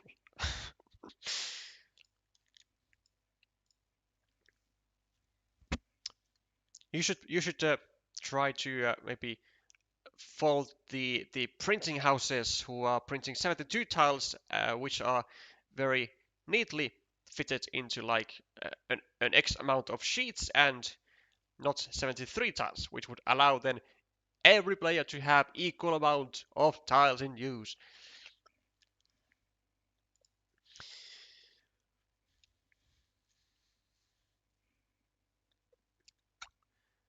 Napalm starting some roads, and also trying to restrict this connection square to his 4-point road into a crossroad. Meanwhile, Tomas continuing his cities and starting a new tiny road. Napalm going with a juicy monastery, which is seemingly available for stacking options here. Just waiting for the second one to arrive, and here we are, lo and behold. We are, of course, going over here to stack our monasteries. We have even the third monastery spot on the left.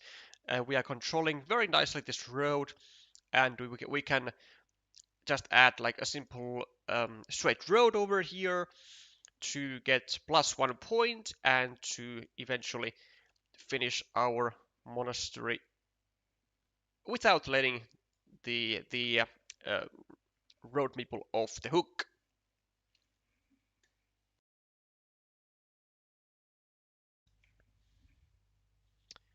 Rooting for Latvia, of course. Well, I wonder why.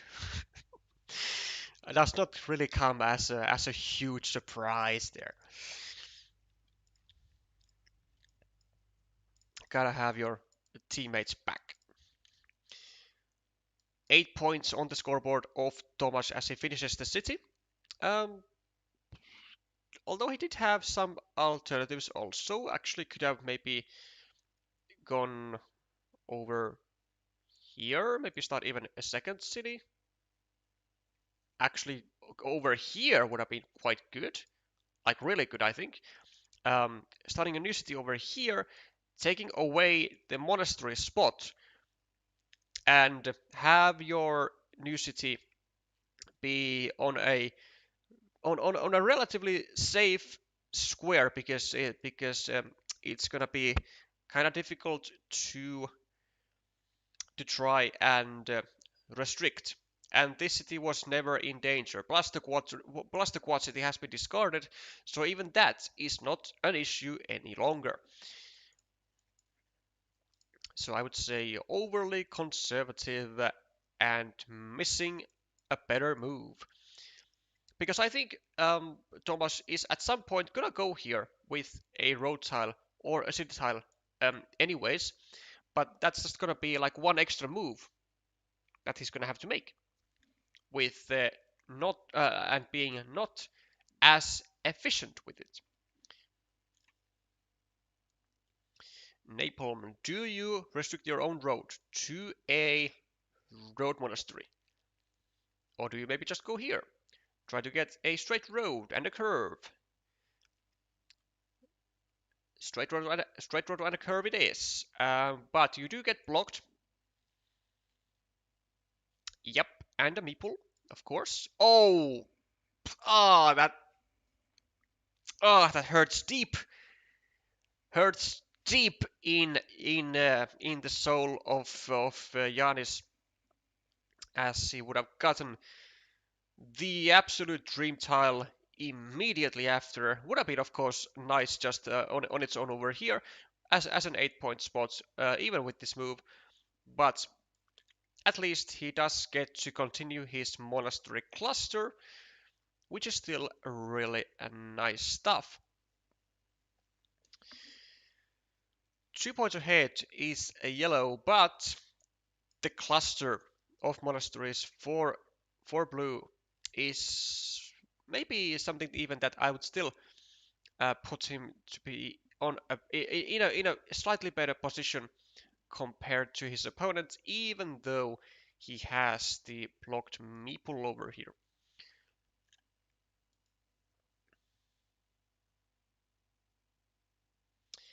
And blue may lose another meeple too, with only 3 crossroads remaining. That is also potential to happen. There's 1, 2, 3, 4, 5, and this road right here could get restricted into another crossroad, from which yet another one is out. But he does get it saved, so no worries there for Giannis.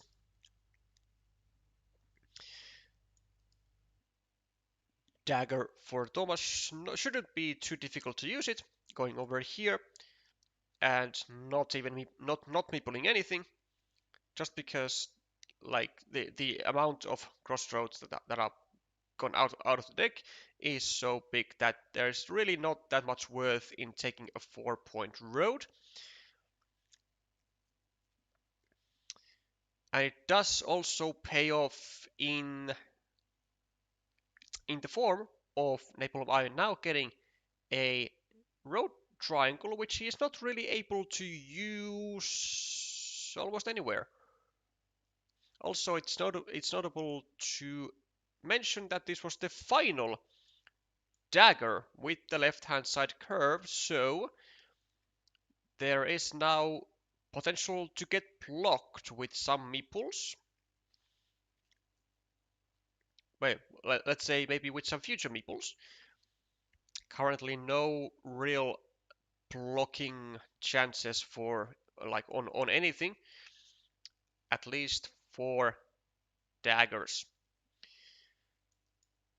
Shielded juicy tiles for Giannis, restricting his monastery into a curve, which there are still 4 of those remaining, which is nice. Plenty enough in the deck. And also, of course, making this flower or harambas shaped city, whatever you want to call it, which shields, of course, is preferable. Thomas with a Dorito of his own could be, I guess, going to multiple places actually. Could go over here, could go over here, could go over here. Decides to go for the continuation of the city. And do we see this move? Yes, we do see exactly this move. As the city gets harassed by blue.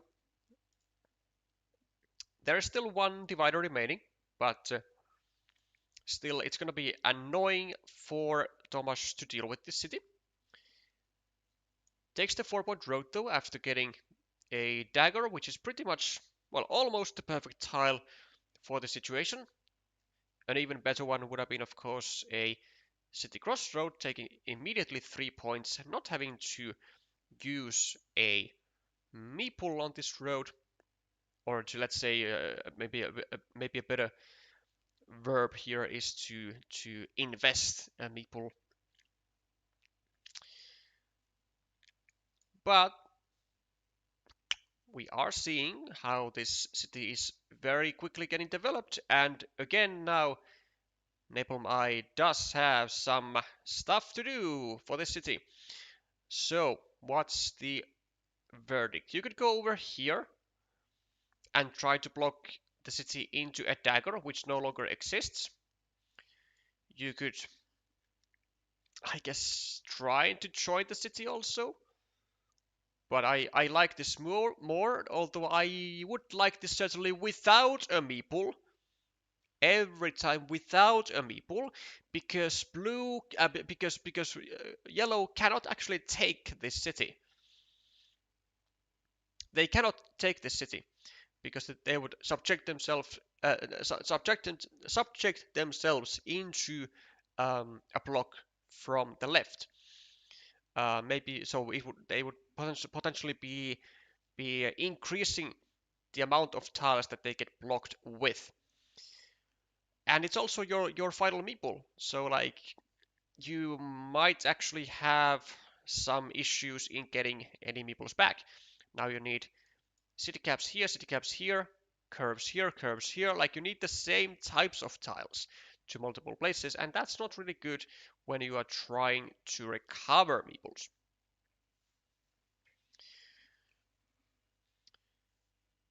Thomas continues the road, and as per said, restricts both of the monasteries to a regular curve,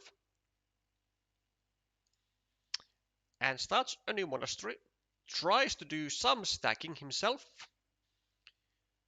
which is nice. This is an okay move. Now, the issue for Thomas is that, well, this guy's blocked, of course, so that's an issue. Um, the other issue is that we are running short on road ends. There's only one, and actually no road monasteries. There's only one triple city with a road, and there is like two crossroads, neither of which actually go over here because they are both city crossroads. So really, Thomas only has one single tile, no, two tiles to get a meeple back from here, but he's gonna have an entire construction site of trying to get meeples from here or from this road back. So not that great. What he is able to do though is a partial restriction of this here city. Only one starting tile remaining in the deck to fit into this square and to allow the potential recovery of the city, although given the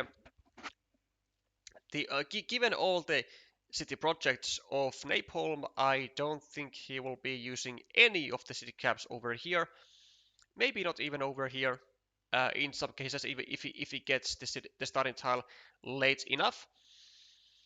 But the first priority will be, or should be, I think, this one. Then the second one will be this one, and then the third and final one, will be just this city. Otherwise, if we get like a cow, we can very, very absent-mindedly just go over here with a cow, expand the city into a ruin, and then maybe start adding city plus road tiles into this ruin right here. Also, we could just add this over here as well. It's not bad, and also it doesn't endanger our cities. Or this is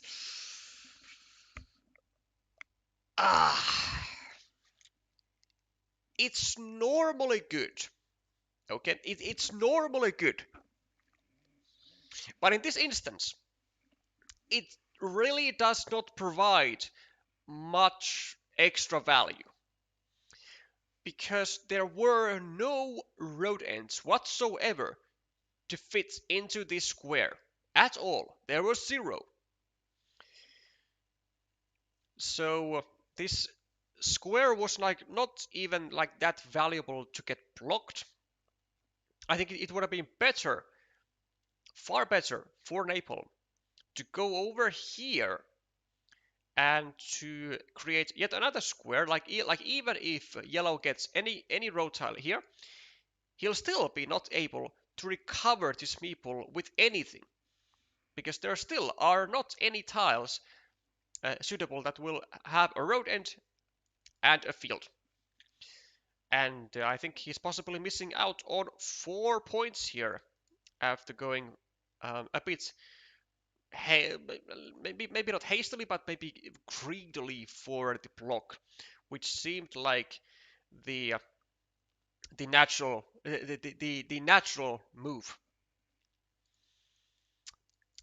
But he gets some people back though with the curve, which is nice. He's 6 points ahead on the scoreboard. 7 that equal from this plus 2, 3, 4, 5, 6, 7, 8, 9, 10, 11, 12, 13, 9. Yeah, I think plus 4 is the overall score of Napalm with several city caps that he can finish. And Thomas now goes for this variation, which is very interesting. Well, first of all, takes the field and prevents Napalm from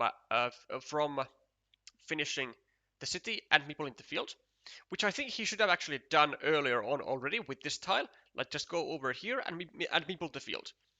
I think would have been much stronger than this would have been right here, because this is just like finishing a very safe city and starting a new one, as opposed to finishing a mildly safe city and laying down on a 6-point field with an open city cap. But now this 8 pointer possibly also requires the same types of tiles as Napalm would like to use over on this square here. So tile variety is the key word here, and the tile variety is currently fighting against Napalm for these open cities. And he's now deciding how exactly is he going to be able to block the city, and this unfortunately is going to be a wrong decision by him, limiting it to the one remaining dagger, but still 50-50 nonetheless chance for Thomas Check to get his meeple back. Sorry, not to get the meeple back, but to get the 11 points, and he indeed does get all of those 11 points. Napalm with 3-1 meeples in his hand is preparing to now meeple the 6-point field, which he honestly could have even done like with this move maybe. Like I think we are seeing like the same theme here from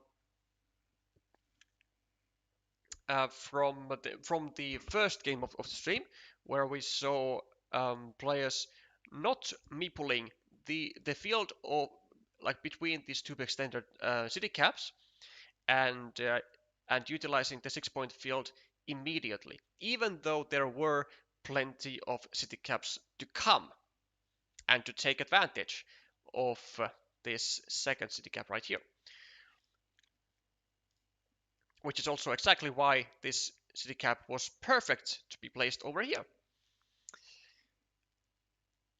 6-point field, open city cap, just good stuff overall, you know. But now, can Napalm like really put his meeple advantage into a good use? Well, we can take a 6-point road. That'll be a start, right?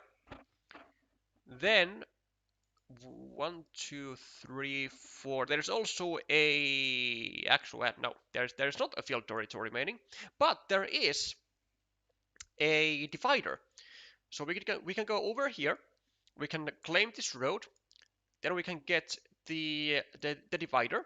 We can go over here. Maybe claim. Maybe take couple of extra points without having to invest a meeple. Or we can go also, of course, with a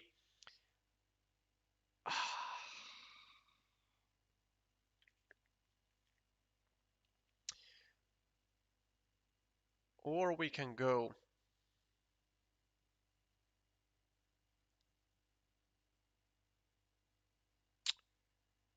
with a divider over here to claim these points, but this one, it's certainly an interesting move. So he's trying to like kind of bank on Tomas getting a curve and deny Tomas from laying down onto a 6-point field with a tempo move. And now if Tomas is getting the curve, he will only be able to claim a 3-point road because he will certainly be meepling something. And now the something is that is the only the 3-point road. And this it's so annoying, man. It's so annoying from the perspective of Giannis because he could take the 9-point field now. It's such an annoying move to deal with if you are Giannis, but like you gotta resist the temptation of giving back a meeple to Thomas, and he is doing a good job at that. Going for the 6-point field instead now, still kind of relying on this one meeple here to do its job, and to allow the 6-pointer to be claimed by Napalm if the curve is to be drawn by Thomas and he wants to claim back his monastery.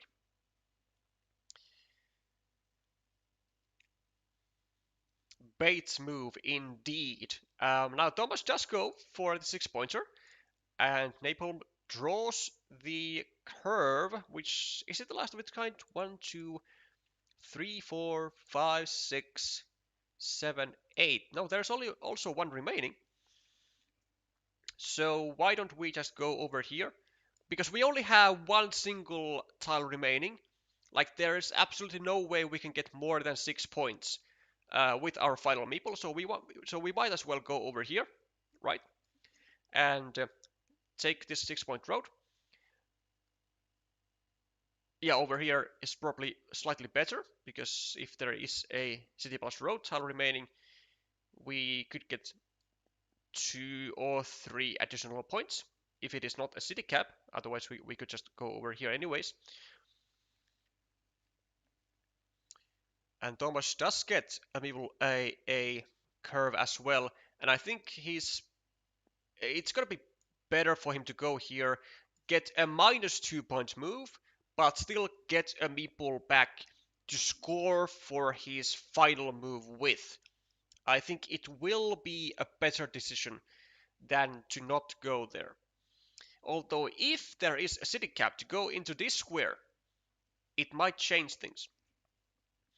1, 2, 3, 4, 5, 6, 7, 8, 9, 10, 11, 12. Oh, there is a city cap to go here. There is a city cap to go here. Ha! Would you look at that? Well, maybe we can go over here and we can block this city cap off of Napalm's field. Unless, actually, what city cap is it? 1, 2, 3, 4. It's a vanilla. So we can go here as Tomas and we can block off this city cap, and we can rely on going over here as a 4-pointer on our final move, right? Although we have to know what the final tile is then, because if Napalm can just go over here and unify anyways, then it doesn't matter if we connect the meeple now or not. 1, 2, 3, 4, 5, 6, 7. Because the quantity was discarded. So 1, 2, 3, 4, 5 does go for the meeple back. And Napalm gets the vanilla anyways. So let's see. So he's gonna go over here.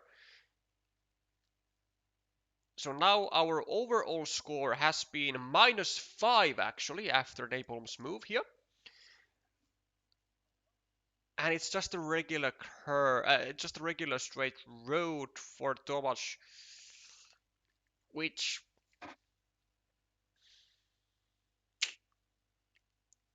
isn't really good. It's 4 points. It's so we ended up netting -1 point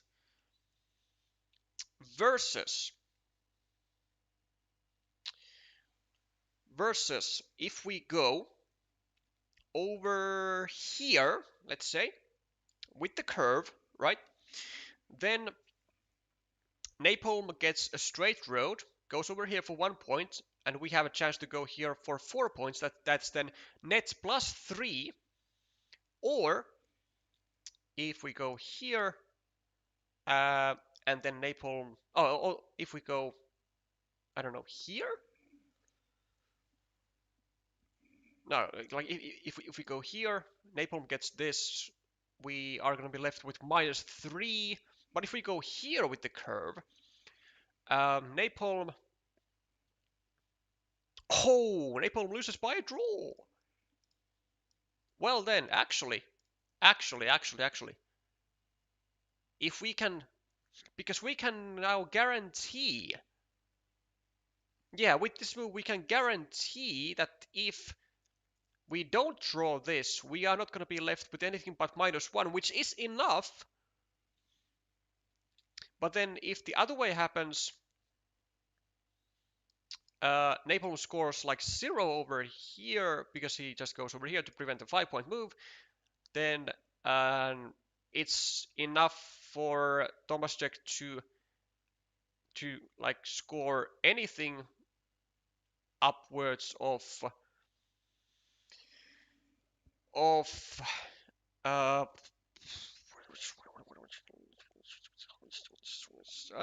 it's going to be able to score anything upwards of 2 points, and it's enough because we gave 2, we were -1,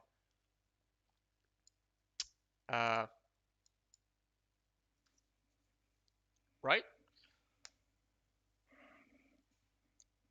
Yeah. Go here, go here. Yeah, anything upwards of +2 or 3 points, and it's a guaranteed win. So actually, it was a guaranteed win in any case after this move right here. But would it be a guaranteed win if we don't go here?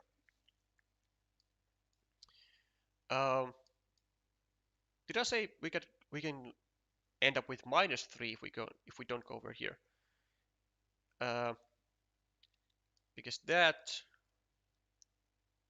so -1. Actually, yes. If we don't go over here, we can actually end up losing the game because we can end up. No, we cannot. We cannot. If we like we can also go just over here, prevent the Vanilla City Cap from scoring for Napalm, and it will be enough.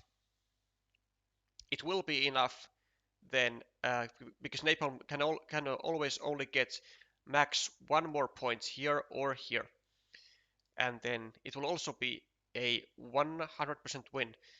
So there were 2 ways to guarantee a victory, either this or this, from which Tomasz did find his winning move. Just had to spend a little extra time in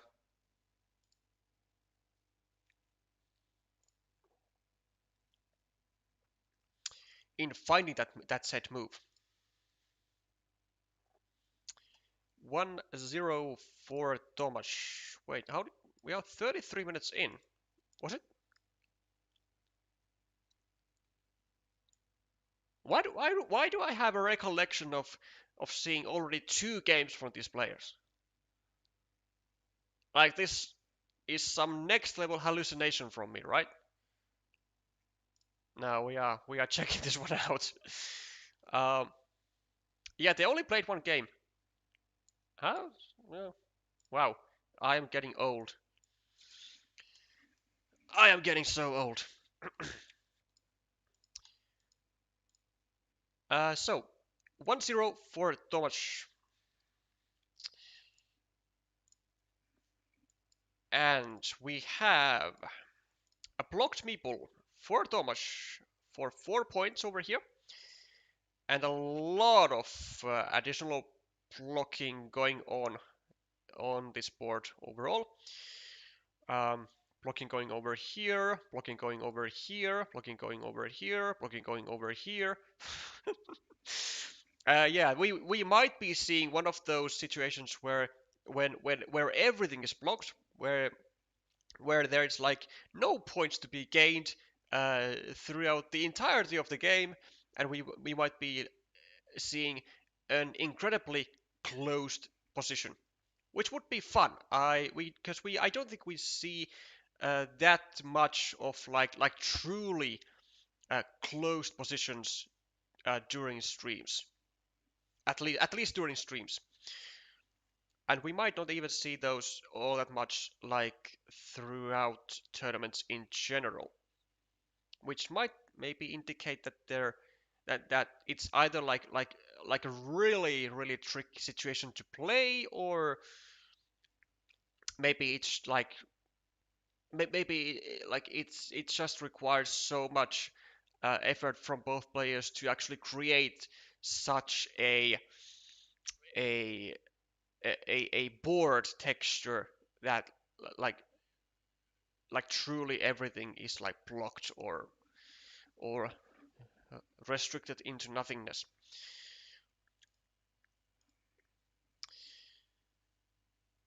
Well, 8 points for Naples and a stacked monastery for Tomasczyk.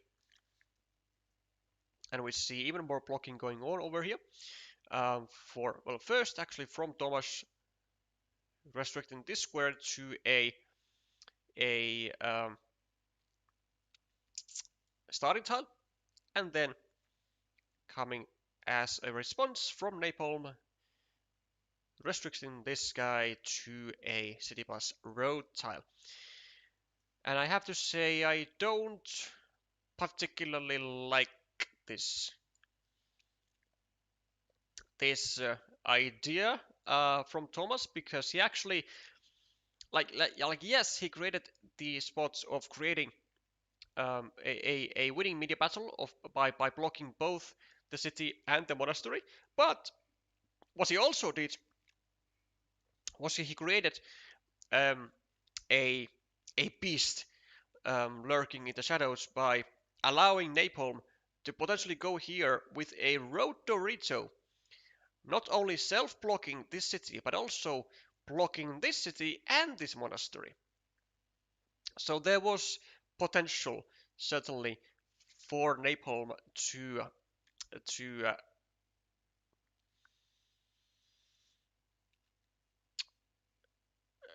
to come up to come out on top, come up on top in that exchange of blocked meeples.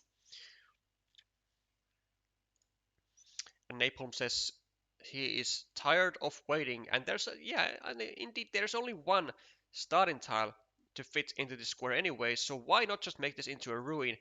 And Napalm says, yes, please. Now the question is, do you go over here, create a long road, take 3 points, which is what he does, or do you maybe even go here and expand this ruin and deny the expansion of the road, which I think would have been really strong also. Napalm has the chance of getting his meeple back, which I am sure he will do. I don't see him placing this tile anywhere else, because he didn't place the triple city either over here, so he will never be placing this tile over here either. I think he's just wondering like what he should meeple, maybe the field, maybe the road, and he decides to go for the road, which is alright, because he can take the field later after he finishes this road. Tomas, in the meanwhile, goes for yet another monastery spot.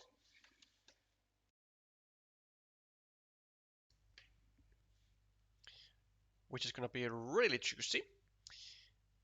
And we have Napalm with yet another road with still 5 crossroads.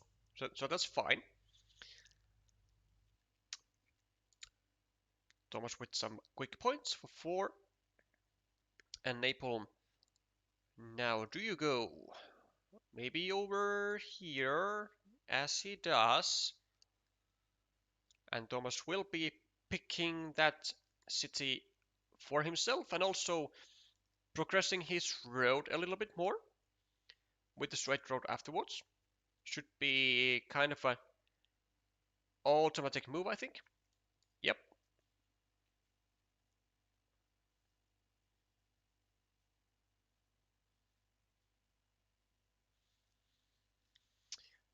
But the straight road is gonna be going first for Napalm. And why don't we go here?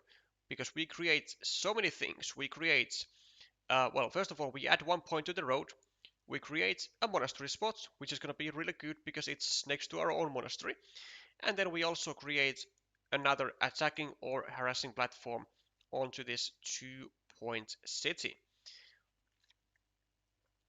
Thomas continuing his city in going downwards, trying to get as many tiles as possible to still finish that in a safe manner, which now includes 1, 2, 3, 4, 5, 6, 7, 8, still 5, well, 4 city caps for Thomas to finish the city.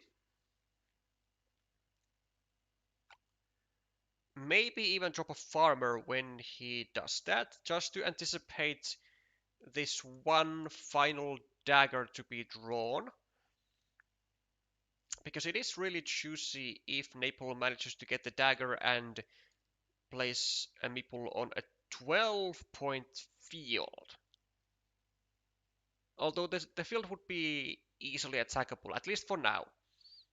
Through a monastery maybe, or through here. It is gonna be very open for attacks. Napalm instead goes for a farmer of his own for the 6-point farm. Still has 3 monasteries to go here.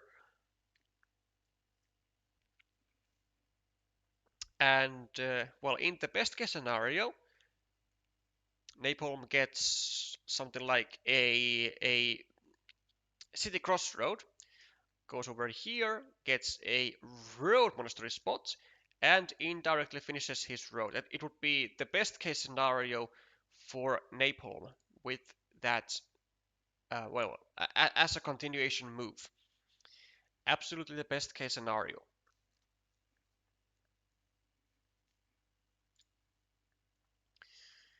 And for Thomas, could be just continuing his city, no? There doesn't seem to be like a whole bunch of other stuff that could bring that much value, but he does decide to instead start another city, which is okay, I guess. Well, okay-ish.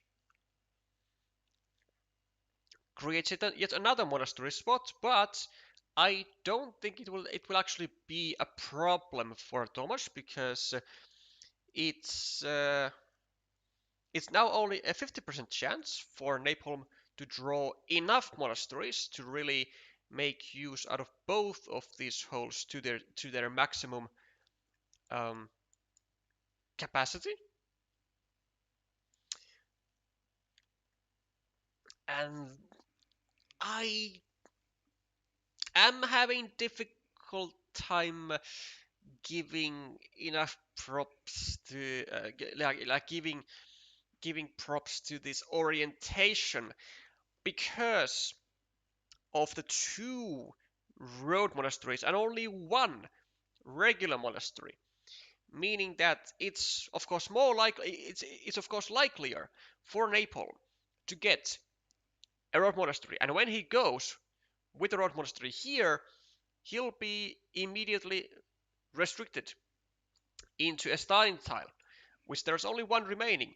But if he is to go with a orientation like this, then the road monastery would be so much better because it would leave a much juicier spot with like a road Dorito, or with like the one remaining dagger, or with a city crossroad to then claim this city right here and to progress and to progress both of the monasteries. But instead, he manages to get still an 8-point monastery spot without being immediately restricted to dead. 1, 2, 3. This is actually a very easy to retrieve. Several regular straight roads remaining, although he does not get a good tile to continue stuff. And neither does he get a good tile to save the monastery. But he could go, I guess, over here and to create a monastery spot, or maybe he can go even over here. Yes, I like this. There's 1, 2, 3, still 2 vanillas remaining. And now having a 75% chance of making a 10-point move, and it pays off immediately for Giannis. A juicy move. And actually, after the block of Thomas, which is perfectly fine, this field is now suddenly very much difficult to attack to. It only has one square to attack from, and it is almost instantly blockable. So now Napalm's situation looks kinda good. Ooh, okay. Thomas wants these extra cities to his field because he meepled the field after finishing the 8-point city over here. Does not go for the just the 7-pointer, which is interesting. Then instead, how much is this actually? So that's 4 for the city, which gets equalized by the fact that it gives 3 to the field and 1 to the monastery. So that's 6, 9, a 13-point move, but it does give the meeple back to Napalm, as opposed to making a 7-point move. But okay. Honestly now, if I'm Napalm, I think I would be very inclined to go, for example, over here, or for example over here, and to drop a farmer, because Tomas absolutely wants to get a monastery to go here and to block off the income routes, the attacking routes, connection routes, whatever, to the field. Because now it is at 12 points. It's certainly worth attacking, and he's gonna go for the additional farmer, which makes sense. Do we go over here as Napalm? Do we add a triple city? Maybe even a meeple on that, because there is still 1 vanilla remaining, and the square for now is unblockable. Do you add a meeple? And he does. +4 on the scoreboard. These guys cancel each other out. +6, -2, 3, 4, 5, 6, 7, 8, 9, 10. Wait, what? 4 equal 7 -1, 2, 3, 4, 5, 6, 7, 8. Yeah, so +8 for Tomas, and then +20, +19, +23, 15, +3 for Tomas. And Napalm does get the vanilla, which of course is not going to go over here, because it would be just stupid to give back a meeple to Thomas, but instead it could go, I don't know, maybe just here, adding 1 point and leaving it to 4 points. Could go maybe over here to deny the opportunity of an attack to the 12-point field. Or maybe there's also another horse remaining in the deck, so we could potentially also go over here. Maybe meeple with the city, maybe meeple to the city cap, if there are, you know, enough city caps in the deck still, and deny the meeple back from this road for Thomas. Because I think if Thomas gets the meeple back, we are going to be having a very rough time. We could actually maybe even go here without a meeple, because in case Thomas takes that city, it allows us to then attack the field. But would our success rate be good enough? It might not be. Decides to go just adding a city cap to the field. That's reasonable. There is at least a starting tile left. So there's at least one city cap. 1, 2, 3, 4, 5, 6, 7, 8, 9, 10, 11, 12, 13, 14, 15, 16, 17, 18, 19, 20, 21, 2 city caps left. The starting tile is going to be very much a key tile, because it's going to score 7 for either player. 3 points for Napalm. He is going to equalize the score. And Thomas is also, well, he's going to be able to score the 7. The starting tile still exists, so Thomas now up by +7, according to my calculations. And relying on that, we could either go over here, or we could go over here. This one would protect the city cap, so that we could use starting tiles. And actually, never mind, there are no starting tiles. I have miscounted. There's 4 on the board already.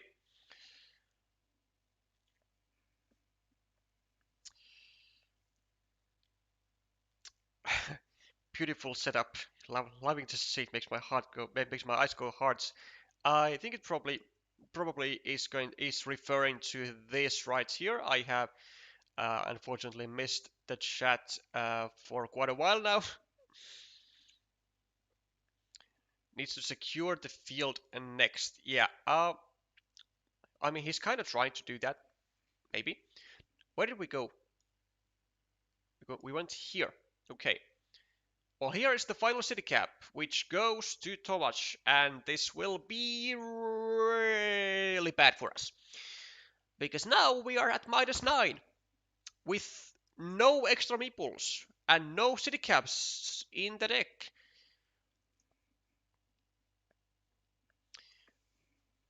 And we somehow have to conjure up enough of a threat to get ahead. And I think the only way to do that is gonna be to attack the field. And because there is the horse remaining, we could go over here, drop a ninja farmer, rely on Thomas getting the horse, because he can't use that for blocking, and then get another curvy tile, right? 1, 2, 3, 4, 5, 6, 7, 8, 9, 10, 11, 12, 13, 14, 15, 16, 17, 18, 19. It's kind of a stretch because there's only one curvy tile left plus this. Let me check one more time. 1, 2, 3, 4, 5, 6, 7, 8, 9, 10, 11, 12, 13, 14, 15, 16, 17, 18, 19. Yeah, this is not gonna be cutting it. And the quad city, which would have been also a tile that Thomas cannot block us with, and napalm Napalm gets a triple city with the road. Does not really help us. Does not really help us or him, because it will not be able to be used to really score points. And I think this is just game over for Giannis here. Unfortunately, I think he's just gonna be going over here, taking 4 points. He might have been going over here just to like take away a field attacking option, which makes sense. But like when he is behind, I don't think he can actually. Yeah, I don't think I don't think he can actually afford making any sort of um, like defensive moves. And also, because I forgot that there was the Road Monastery, there was totally a possibility for Napalm to come back into this game, I think. And it was to bank on this Road Monastery. For example, going over here and me pulling a field. And then hoping for Thomas to get like this straight road with which he cannot block. Then we get Road Monastery, right? That sounds like a winning plan. Well, sounds like a scoring plan, let's say. It would be 1, 2, 3, 4, 5. Because the worst would be then that Thomas gets. Well, actually, the best case, I guess, in optimal scenario from both players would be then that Thomas gets the straight road, goes over here, me pulls the road, because he's gonna assume that Napalm gets a road monastery, goes here, then Napalm connects for 15 points. Thomas gets 3, and then Thomas gets road Dorito for 4 points over here. So it would end up at plus 8 for Napalm, as opposed to now when it was 4 plus 3 versus 6 plus 1. So 0. So plus 8 for Napalm if we go for the attack on the field. Still not enough, but like, yeah, I mean, we had to conjure up something. We had to try something. Like, actually, just taking points is like never gonna be the winning route. I honestly think that the winning route was gonna be going over here with this curve right here, then bank on Thomas getting, I guess, the quad city, which is gonna be the least flexible tile for for Thomas. That he's gonna be just taking this 4-point ruin. Then Napalm is gonna get the road Dorito. He's gonna connect, and then afterwards with the straight road, with this triple city and the road monastery in the deck. I mean, he would only have one more tile though then, right? But then actually, yeah, check this out. So we go here with a curve. We expect we expect Thomas to get a quad city. Then we get the road. Yeah, then we get the road triangle. We connect, and we drop a farmer on the other side, and we expect Thomas to get a straight road. With what he's not gonna be able to block the connection of the road monastery, and for us to even take over the field. And then we get the road monastery, we connect with the second meeple, and Thomas just cannot do anything. Of course, very, very low probability of working out, but honestly, I think it might have just been like our only way of winning because seemingly we were like behind by so much that even just getting one meeple to the 15-point field would not have been enough. So clearly we needed like a lot more than that. Welcome Napalm. Commiserations on your loss. But thank you for the entertainment. We have been, or let's say I have been doing some post analysis and maybe gotten maybe given you at least one way to victory in the second game, although unlikely one. But there, I mean, the situation was kind of bad to have like any sort of even like remotely likely ways to win. So unlikely it is. It's always like a non-zero chance at least. Congrats to Thomas Roda on getting the 2 victory over his Latvian counterpart, advancing in the charts with let's see, which group was it? Maybe this. Yeah, advancing to the upper semifinals against either Lord Terrycloth or against Daniel Ayala. And then Napalm gonna be relegated into the lower round 1 where he'll be facing the loser of this match right here. And we are actually just on schedule, so I guess a thank you for these 2 players on a very on a very timely finish, as the next match is about to start. It's going to be happening between Squallus and Leuschi, so we will open up their game and we will update the scoreboard for them both.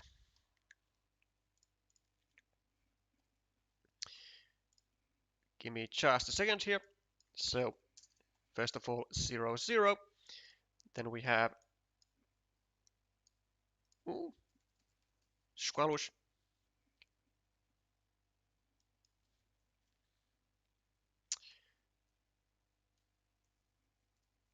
And of course we changed the flags for, where's my French flag? Where be French? Where is France flag? Why can I not find it? France. There it is. France. And then there be Leuschi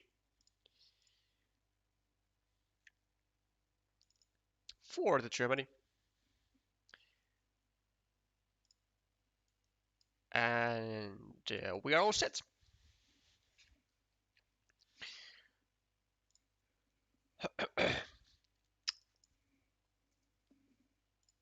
Nicola is the starting player.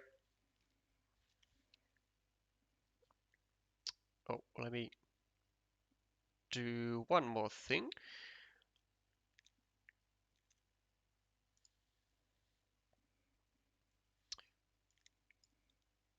Yeah, okay. So, Nicola Colne from France versus Andreas Leuscher from Germany.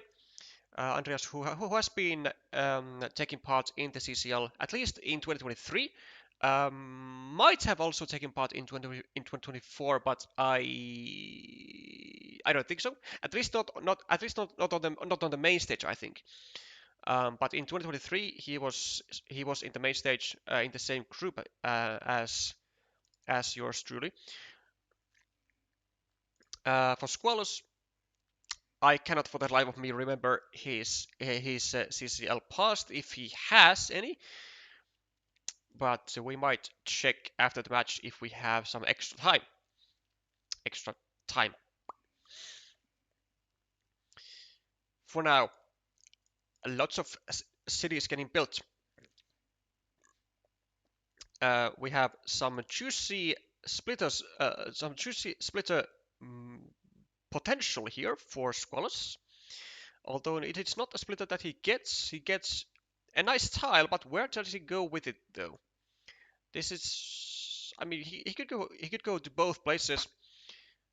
I think this is a bit stronger, yeah.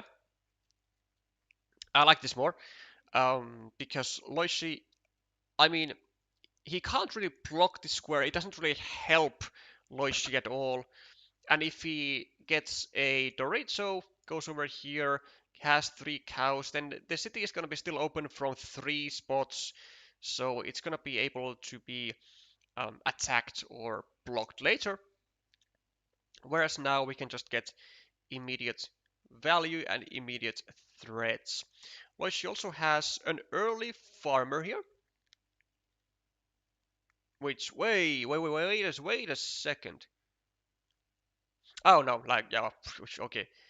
For a moment, I was looking like, has this been actually the first move of the game?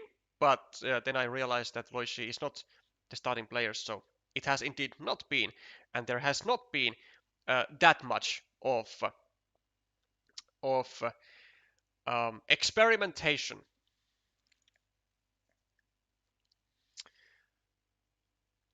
Squallus with the curve, trying to create some pressure onto the city of Leuschi, and Leuschi goes for the block. He's gonna be having, well, I guess likely is gonna be having slightly like ever so slightly more points on the winning mini battle eventually,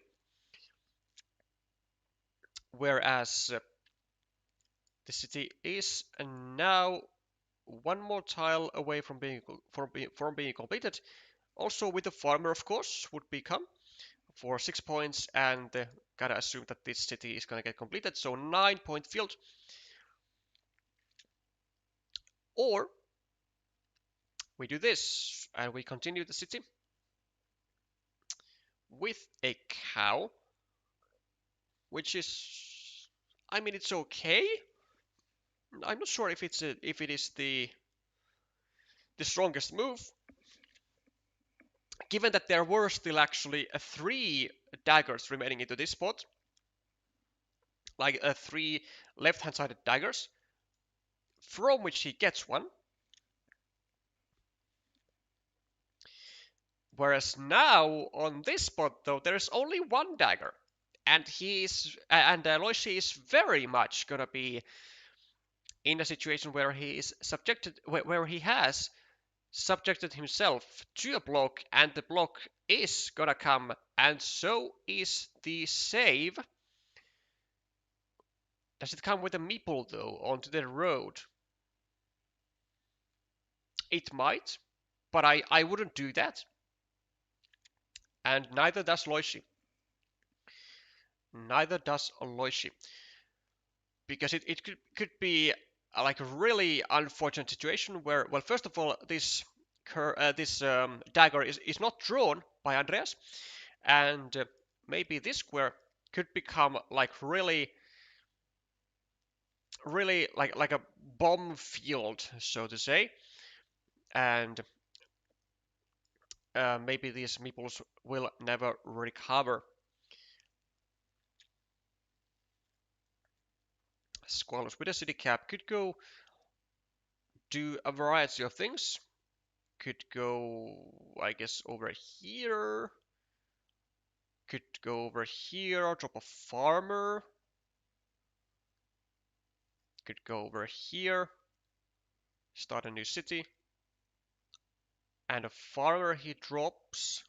Leuschi gets a dagger, which he will be using to get a meeple out from this, expanding the field slightly further on. Will he be dropping a farmer though? I think it would be a tad bit too excessive. I don't think he will be able to really afford using another meeple onto this field, given that Squallus has 3 meeples in storage, and the the futures of this city and this monastery and the city are still uncertain. If Leuschi drops a farmer, I think he will be having very difficult time in this game, and he is not dropping a farmer, therefore. Meanwhile, Squallus is taking the quick points, forming up also a monastery spot, which will be slightly better for Squallus than it will be for Andreas, purely because of the meeple count, purely because Squallus has one more meeple able to be used than his German opponent. Extender for Squallus, not really the greatest of the tiles. I guess he could go over here, could drop a farmer, but I think he will be waiting for a better tile to do so. I think he definitely wants to have 2 routes to get to the field, because like in case this gets blocked into like a starting tile, it'll be very uncomfortable, especially when no starting tiles are remaining in the deck. Instead, he starts a city, which I don't like at all. I do not like it. Because there's only, well, first of all, there's only one tile to fit into this square. The one remaining dagger, which is the same dagger that Leuschi also needs. And the situations are very, very different for the dagger for these players. Like, for Squallus, it really doesn't do anything other than it prevents Leuschi from scoring. And for Leuschi, it's a meeple back and it's 7 points. Maybe with a farmer if it comes like very late, but it's at least a meeple back and 7 points. And this, I really don't see this meeple ever coming back into the French player's hand, which is why I do not like this move. Because Squallus had the meeple majority, and I think he should have done some more, let's say, yeah, I think he should be taking a bit more advantage of his extra meeple, because that extra meeple on this field is gonna do, I think, a lot more than it is gonna do on this ruin over here.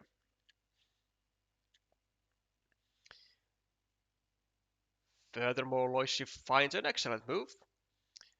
Indirectly continues his side of the ruin with a shielded tile, and is gonna be soon-ish stepping into a winning mini battle against this 3-point ruin over here.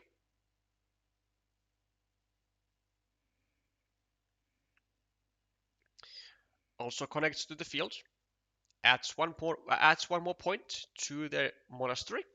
And now let's see if Squallus is gonna be seeing the effort of finishing of saving his city. I don't think he will.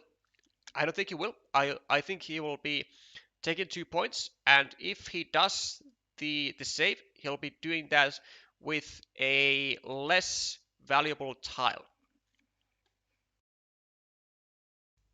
As he does. Meanwhile, Leuschi is going to be scoring, and he's going to be taking care of expansion of the field. And probably so does Squallus. I think he's going to be just going over here, getting some extra points. Does create a 4-point road, which Leuschi will happily take and block the city as well. So very conveniently for Leuschi, this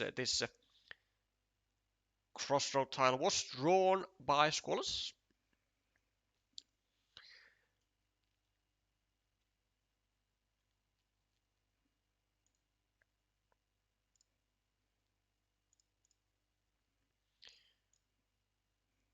And it will be interesting to see at what point for Squallus is the right moment to drop the second farmer, and he thinks it's already now.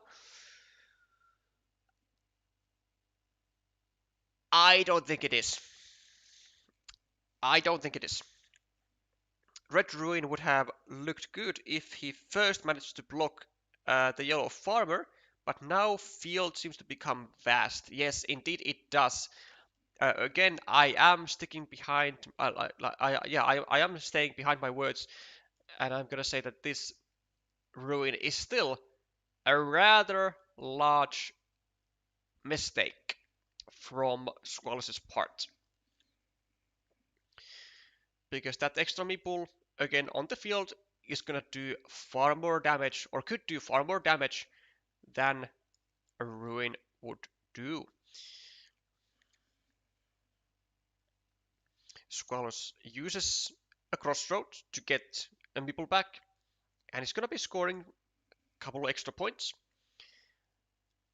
He's also gonna be needing this loop road guy back ASAP, just to be able to equalize the meeple count in players' hands. And there are still 1, 2, 3, 4, 5, still 4 regular curves remaining in the deck. So still great chances for Squallus to get his meeple back. Although if it takes longer, then in some scenarios that extra meeple might not even come back soon enough to help with the field, as would be its next uh, um, target to do. The 8 points on the scoreboard though still help. Plus 9, plus 15, plus 18, plus 21. Wait, plus 8, plus 9, plus 15, 18, 21, yeah, 24, 22, 14, and 1, 2, 3, 4, 5. Minus, well, actually, like technically plus 8 at the moment is Squallus, when we count all fields as separate as they are. And okay, I mean, that is true. I mean, the field does unify through the square, but I'm still expecting to see just the 4 points being taken. But Squallus seems to kind of adamantly rely on getting back this meeple from the road without eventually losing the field points. He's certainly gonna go for at least an equalization of the now 18-point main field. But I wouldn't be as confident that it's gonna go down as well as Squallus is hoping it to go. But so far it actually is, especially when Squallus draws the curve immediately after, which he did have, I guess, decent chances to do with 4 remaining curves out of a bit more than 20 tiles. Leuschi goes for additional 5 points added to the ruin. Also has meepled this 1 point city. I'm not sure if I feel about like that is a good thing. 1, 2, 3, 4, 5, 6, 7, 8, 9, 10, 11, 12, 13, 14, 15, 16, 17, 18. 5 city caps remaining only. Plus Leuschi needs one of them here. It seems slightly excessive, but whatever. Squallus connects. to the large field, now at 24 points. And he's gonna try to bring this 9-point field to the main field. Or this 9-point farmer, rather, to the main field with 2 tiles. Let's say like with 2 regular curves. One goes over here, one over here, and then squallus is going to be in a very good position, provided, of course, that these meeples over here are going to be staying there for at least a while still. Leuschi probably is going to also try to get a move on onto the field. He's going to try to get a third farmer going, but the dagger, the crucial dagger, is drawn by a Nicola, and that is going to be taking a heavy toll on the chances of Leuschi to win this game, as he's not going to be able to get his 1, 2, 3, 4, 5, 6, 7, 13 point move, probably most likely even less. Sorry, likely even more um, when this city cap is going to be completed. But now that is not the case anymore, and Leuschi certainly now has to, I think, come up with a plan to win the field, which is easier said than done, as squallus keeps drawing the most wonderful of tiles, from which Leuschi is going to be able to block this guy, at least from one side, but still there is the other side to be taken care of. But I think this move right here for Leuschi is going to be an absolute must. Like, he has to prevent the third farmer of squallus from joining to the main field. He has to do that. If the third farmer connects, I don't think Leuschi will have all that much left in this game. I mean, like, there are some field connection opportunities still left over here with a straight road, over here maybe like through a vanilla or through this tile, over here through a curve. But if Leuschi has to spend both of these meeples to the field and try and win 4-3, then it's gonna allow him to have a winning shot very much, but it's gonna be really difficult to do. 1, 2, 3, 4, 5. There are still 3 straight roads, so this is indeed quite a decent um,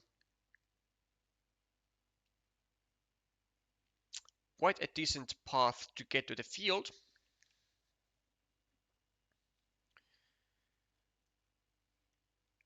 This one, though, maybe not so much. There's 1, 2, 3.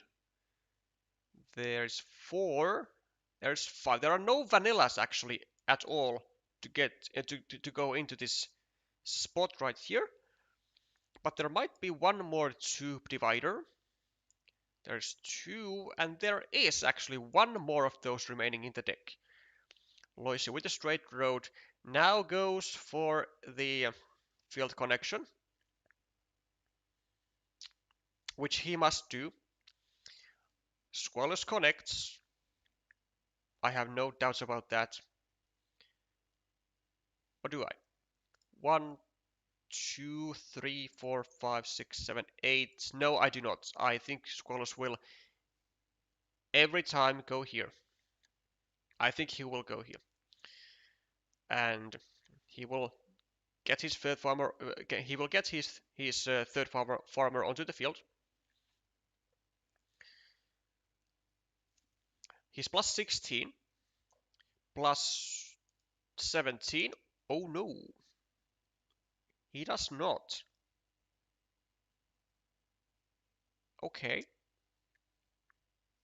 Leaves one tile for Leuschi to get his third farmer to the field because he cannot unify the farmer through this way because there are no vanillas.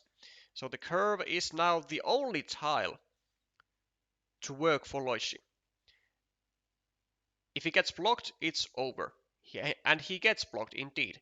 And it is over.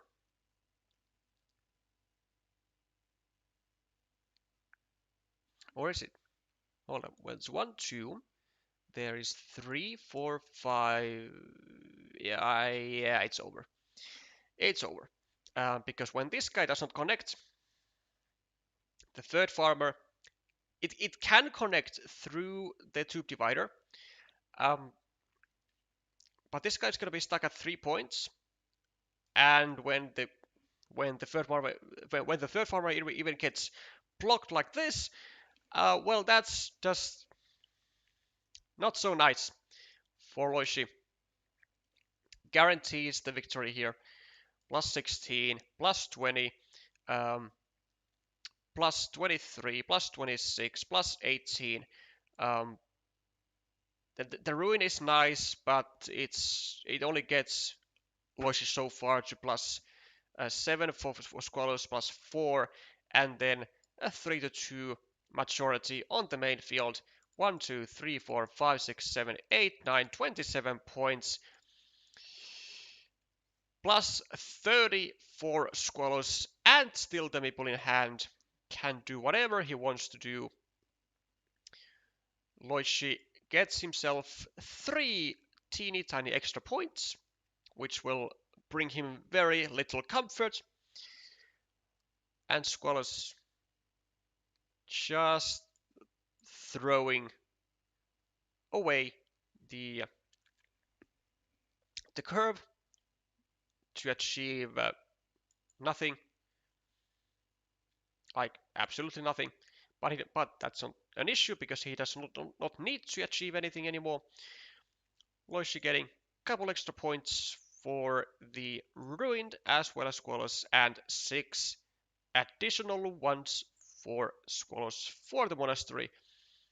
So would have been ever so slightly accurate for Leuschi to go here with the triple city, but not that it would have made any sort of difference for the actual outcome onto the winning status. So at that point, Leuschi was just waiting for the game to end, basically.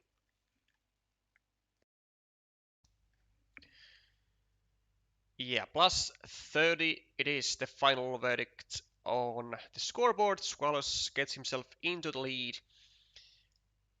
A very convincing lead of that. And let's see if Leuschi is going to be able to bounce back.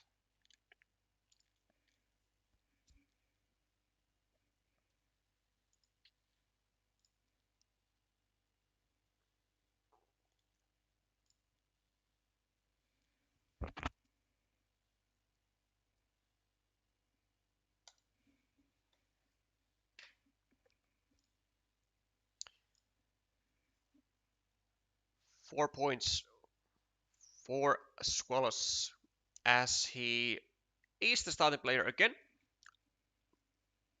Unfortunately so for Andreas. Does get the monastery though, so it's a good starting tile for the player with the yellow meeples. Identical road monasteries, road triangles for both players. But for Leuschi, it's not as juicy, I guess. I mean, he could, yeah, this is fine. Just equalizing the city of Squallus, though he could have considered some alternative stuff also. Maybe going over here, taking the road. Maybe going, I don't know, over here. Me pulling the city, something like that. But this is totally fine. Also, Squallus goes for some restrictional stuff, starts a loop road, and Leuschi swiftly converts that blocky move into a almost finished road,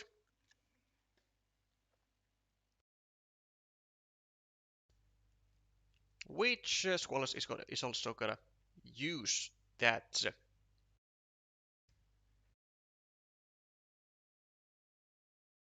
Geez. Which Squallus is also gonna be using. The city is gonna be going for the Ukrainian techniques, and Leuschi is gonna triple down. Wow.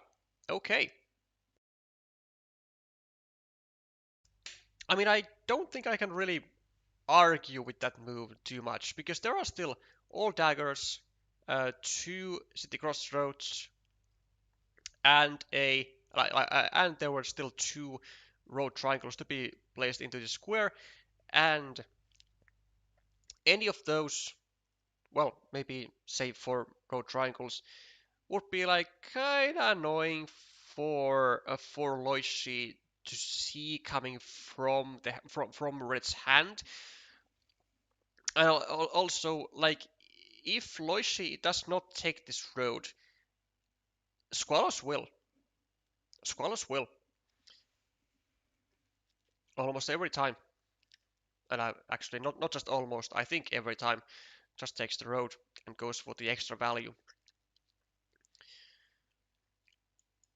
Field Dorito for Leuschi goes for a bit of an unusual start of a city. I think a better one would have been here, but I reckon he wants to start making a better wants to start making a monastery spot precisely on this square right here, which he will be able to do,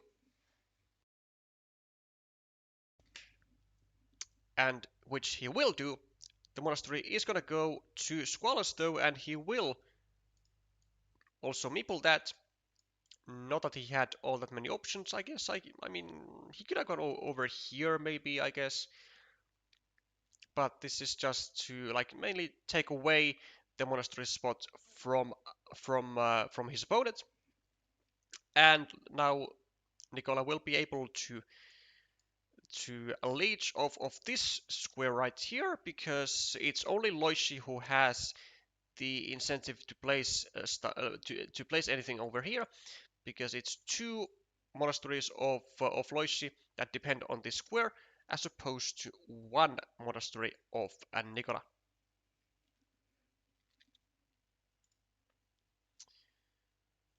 Dagger for Leuschi. Not a whole lot of great spots to start the city from. Maybe from here, maybe from here.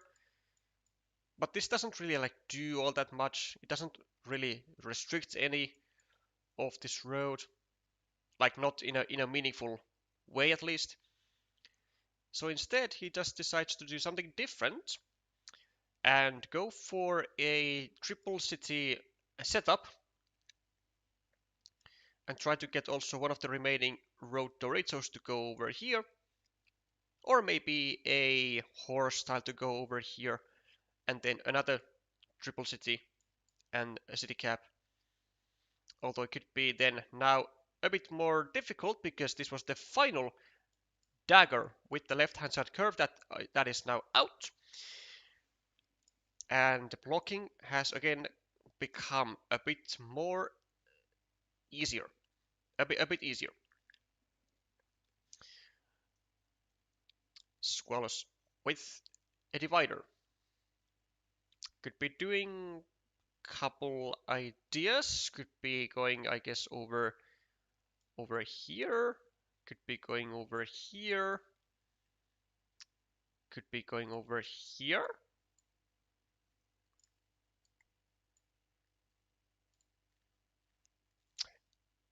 Over here. Well, maybe this is not as great. I mean, it's an idea. Where do you go to? Oh, I guess he could also go over here if he feels feisty. And me pulling the city cap, going up, going downwards, finishing it, blocking this monastery. Ooh, this one. I do I like that? I don't really like that. No, even though it appears to be successful, maybe. Well, I mean, Squallus does get at least a partial defense going, but I don't. Yeah, I really don't fancy this move because it leaves this like easy save spot with like any road tile almost with like any straight road, any curve here, and which is gonna be making like rather usually yeah like usually rather useless tiles into useful tiles. Like yeah, he gets 4 points immediately, but not a fan. And also Leuschi on top of that just simply gets the dagger, gets to finish the city, gets to place the first farmer of the game for 6 points, and certainly comes up on top of that exchange. Squallus with an extender, a very clunky tile to be using right now, but I think it's gonna have to go over here. There are really like no other spots to use it. I guess if you want to go here, then sure, I guess. But it's not such a good restriction tile either. Like, really just the only spot is to go over here.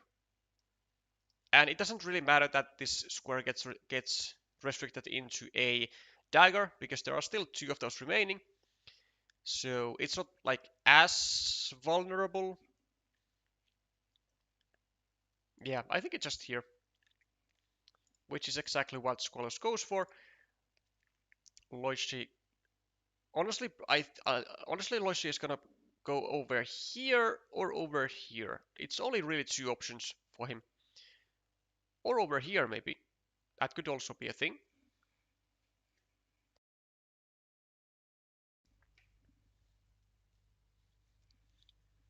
Some of you might be wondering, like, is this a good move? And because earlier I said that only Leuschi has the incentive. It has the incentive to place anything here, but it wouldn't really be a good move.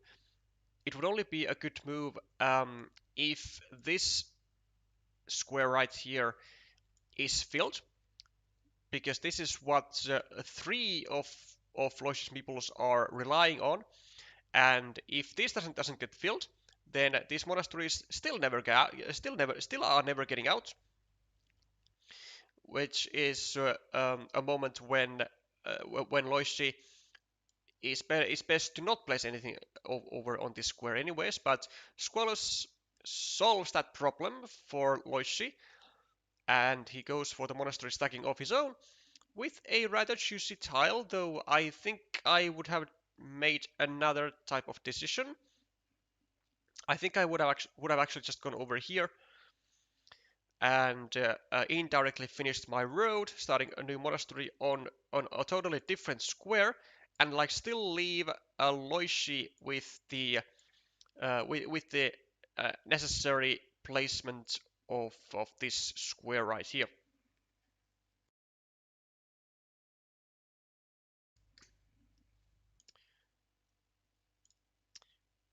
Squallus with a shielded field Dorito decides to connect the cities just in case to prevent Leuschi from getting a divider, getting 8 points, getting another city on this field, and potentially then blocking the city of Squallus afterwards. And Squallus could be, I guess, going for the attack here, but with 3 out of the 5 road Doritos out, and also still like 36 tiles remaining in the deck, it's not really a high chance that he's gonna be receiving like a dream tile here anytime soon. Like, sure, he could be getting a triple city with the road, but it's not as good as some of the other as some of the other tiles would be. Leuschi goes for the block immediately, as is kind of the custom, I guess. Although he does sacrifice potentially 4 points to make that happen. Squallus is for sure gonna be going over here. Yep, and he might even be successful with this overtaking attempt. If he gets one more city cap, which he does not, but he gets the second best tile, I guess. Well, I guess the third best tile, or the fourth. I don't even know. I mean, I guess a crossroad would actually be more useful now than a road Dorito. But I was about to say that maybe a city cap would be like number one, then a triple city number two, or and I guess now a crossroad would be, well, maybe actually would be in like even higher up in the priority lane. But that's fine though. We can still go here. Ooh, okay.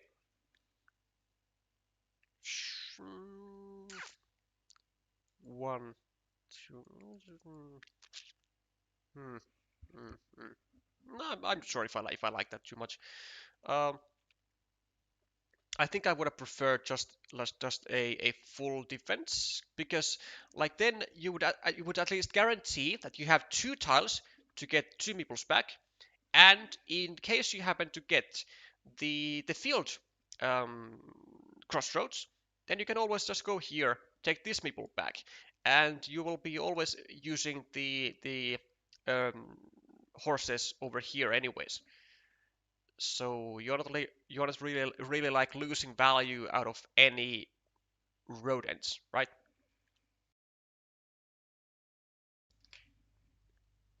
And this square is for now blockable with the horses, and it might be very much so that it's gonna be coming back to bite Squallus as to not fully saving the square. Leuschi goes for some. Leuschi goes for setting up some quick points, and a nice sequence indeed he does get. 2 city caps, 7-point moves well, 7 points in 2 moves, which is quite decent indeed. Squallus can still take over the city on top with city cap plus big city, hoping to see that. He could, but not with these tiles. First, he's gonna have to get a meeple back into his hand. And actually, oh, I just realized that this meeple right here is also blocked, because in during the Squalls' time in the woods of building this city right here, Leuschi has been drawing both of the 2 remaining daggers, increasing the size of the field and blocking this meeple as a whole, because the third one, of course, is over here.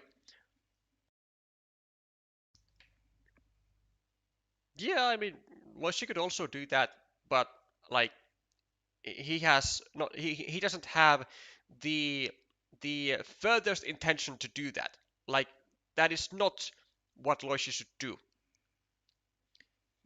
because like he has the field, he has the monasteries equalized, he has the city equalized here.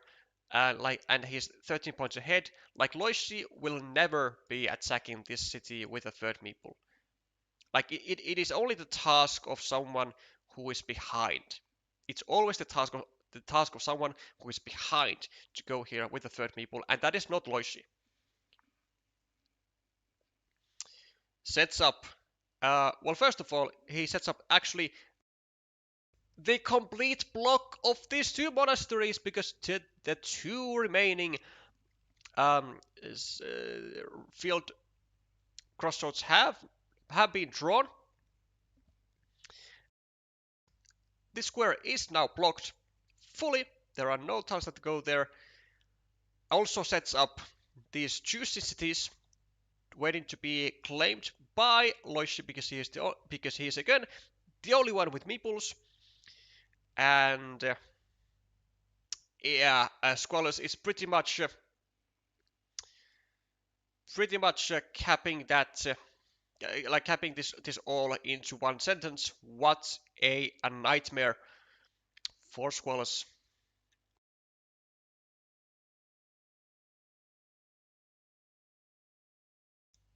Would have been what I wanted to see. I mean, I cannot really blame you for that. We all want to see the most egregious of plans to be fulfilled, to be tried.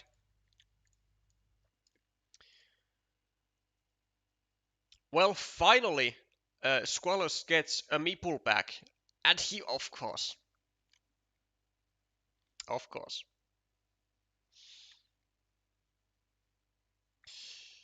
he goes not for taking back a meeple.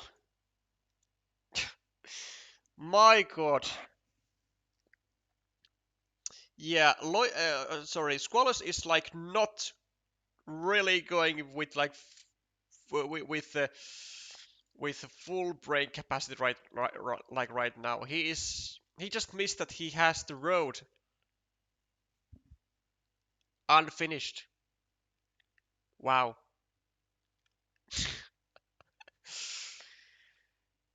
Um, First saying what a nightmare, and then oops, my road. Oops. Well, that is an understatement to say at least.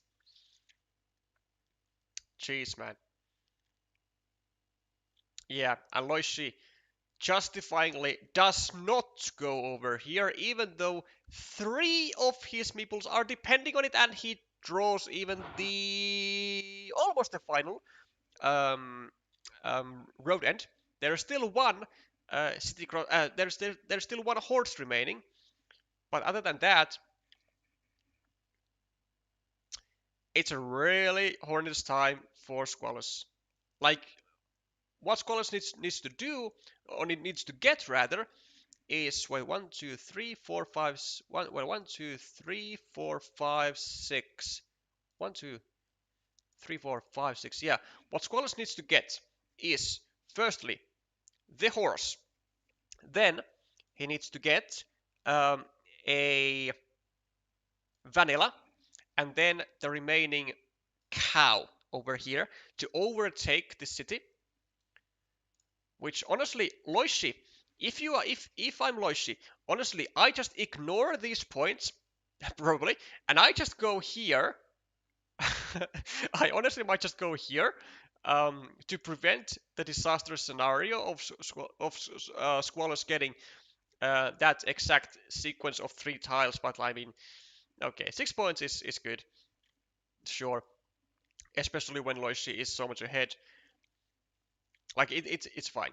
But yeah, here's a very quick lesson for all of you of what it means that your opponent is without meeples and does really not have um, almost any possibilities of getting meeples back. Is that even though you had 3 meeples depending on these tiles right here, and Leuschi was indeed the player who drew both of these tiles. With neither one, he didn't go for the square, even though it would net him. Um, uh, let's say 4 points.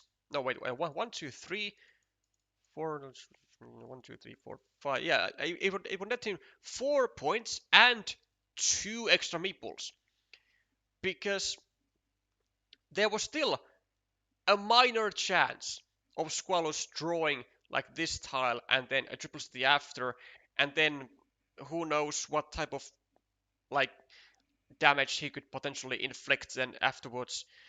But there's just absolutely no reason to take any sort of risks as the player who is leading and as the player who has the meeples when you can avoid it and when you are so far ahead. Which is why the nerves were certainly coming in clutch for Leuschi there, and he would be correct. Squallus joining the field of 1, 2, 3, 4, 5, 6, 18 points. And Leuschi, I guess, trying to still get to the field himself. Although I'm not sure if this is even worth doing. Like, I think I would have just gone over here, take 4 points, because quick points are what he has seemed to be doing for the entirety of the game anyways. And so why not take like why not take like a few points more? But such is not the case. He wants to preserve the monastery spot, goes for a 4-pointer, and actually, yeah, this was actually just a wasted move, a totally wasted move because this did not even protect the connection to this farmer, because the only tile that was suitable to the square was the regular monastery, and the only tile that could block the square was the starting tile, which still would go here.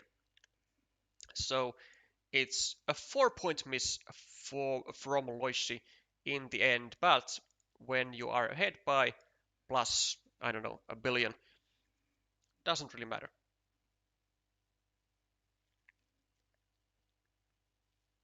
Maybe a billion is a bit too much to say. It's actually only plus 19, which is surprisingly a little given the time that Squallus spent without meeples in his hand of the entire game. So only losing by 19 points is kind of a good performance. Though I can't really say exactly that because he did miss out on recovering his meeple when he had the chance to do so. So Decider is the next one that we'll be seeing.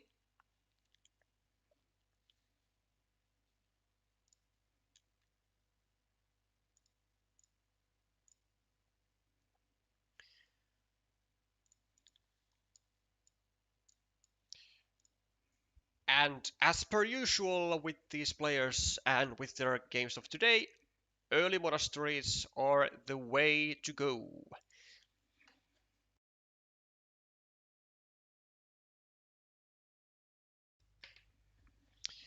Leuschi probably, yeah, gonna be finishing just the city. No risks taken. Just 6 points. And for Squallus, easy 2-point move, starting a road. Well, 3-point move, technically. Getting a monastery point also. Okay, do you take 3 points or 2 points and a rodent? 3 points says Squallus, which I think I do agree on. Because it's like it's much like cleaner looking this monastery right here, because ideally we want to be placing another monastery right next to it, and then if we have this square still open, it's gonna be ever so slightly more uh, dangerous, let's say.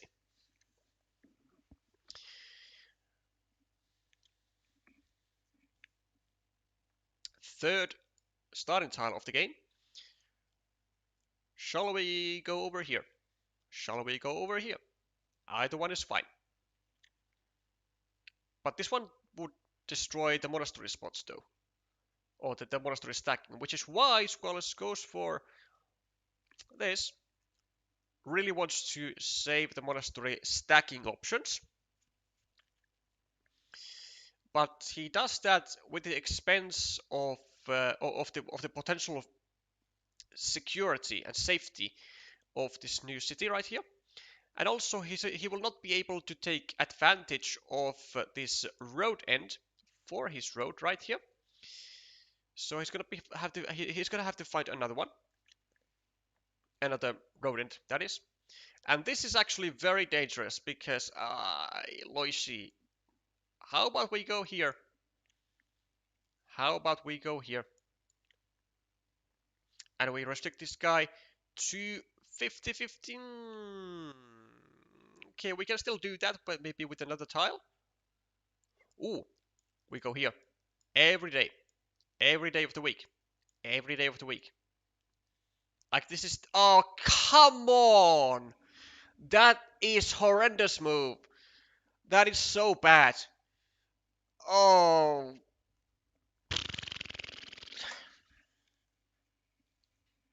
That is so bad. That is so bad for multiple reasons. For multiple reasons. Number one, we don't take any points with a quick point tile. Number two, we didn't take away a monastery spot. Number three, we didn't make a significant threat in the position of Squallus of going here and then getting potentially a curve, going here, blocking two people at once. And to top it off, we went here. We allowed our opponent to have a chance at getting a city cap, and then immediately a Dorito and snatch away a 12-point city or even a 14-point city. There is 4 distinctive errors in this move that make it so incredibly bad in this situation that I cannot even hold my belly buttons. If some Finnish players are watching, then that's for you.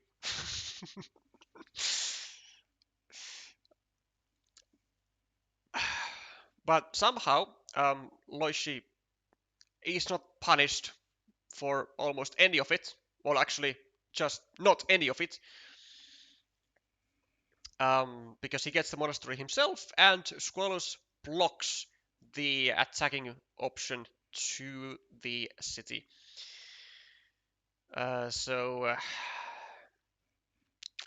Saved by his opponent and by the deck. Starts a city. Nice one. Starts a field with a 3-pointer with 2 more cities forming to the field. So it's okay. Also has some green squares. And now also kind of takes away a good road monastery spot, I guess. Which Squallus I think was certainly looking for, but doesn't obviously want to increase the size of the field any longer. So goes for the other move. I think it actually would have been.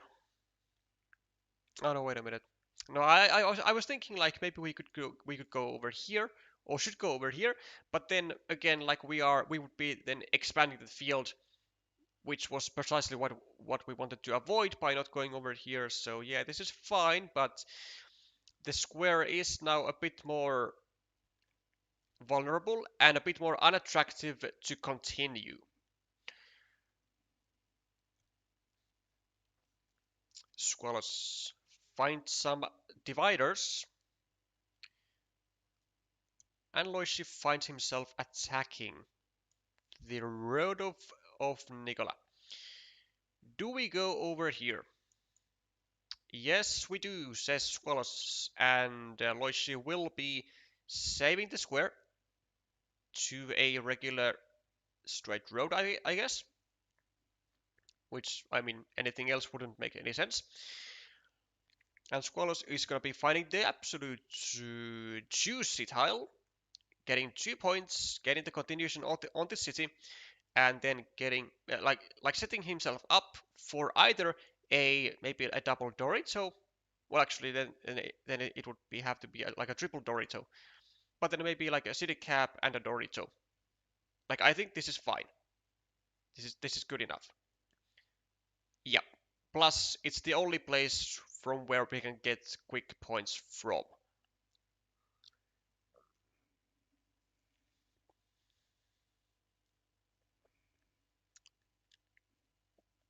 And Leuschi doubles down on the road. To which I'm not sure if it's worth it. 1, 2, 3, 4, 5, 6, 7, 8, 9. I mean, like yeah, sure I can see with the successful connections, it's like at least 11 points, 12 points with the completion. Sure. Meanwhile, Squallus pulls the trigger on the city cap and now waits for a Dorito or a triple city to continue his structures right here. Cannot really even get blocked because there are just so many Doritos in the deck. Does get delayed though by Leuschi, who sacrifices a couple points for the chance of being able to at least delay the meeple recovery, which he is successfully able to do. But Squallus will be going over here, taking up another city, and also potentially going here with a crossroad restriction. I assume that's that is what he's gonna do. Anything else? Not making too much sense, to be honest. I mean, I guess you could go here theoretically, limit this to a road monastery, but I don't really like that. And for Leuschi, yeah, goes for the connection onto the roads as opposed to creating vulnerabilities onto the cities. Although I'm not sure if like which one is the correct approach. I mean, I couldn't really argue with either one because this is, I mean, this is gonna be for sure a very key feature of this game for Nicola to get finished for sure. Squallus likely gonna be going over here. Like surely we go over here and we restrict this square that could like seriously damage us with like a cow.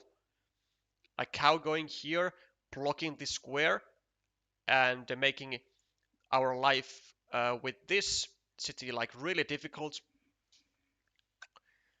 Not what we want to see, and it is indeed what Squallus goes for. I guess he was just considering whether to meeple the city cap or not, and Leuschi goes for the finishing of the road. Also gets to continue his plan, and now makes the road complete. Steals the points and gets back 3 meeples in his hand. Still considering whether he should meeple this field right here in case of the road monastery hitting the hand of Squallus. Like just in case. Decides against it. And in the meanwhile, Nicola has been able to recover the meeples from the city and has been able to finish that very key feature.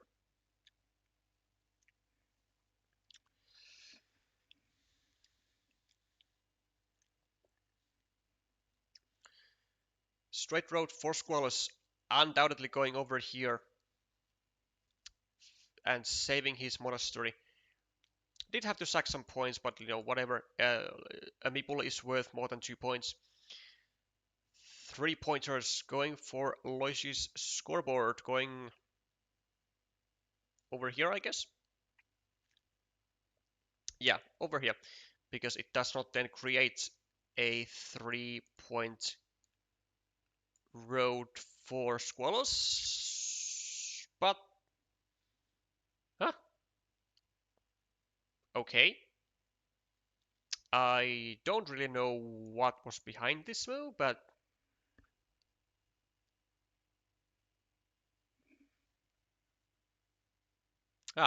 interesting. I don't really like it, but okay. It's not like a huge dilemma.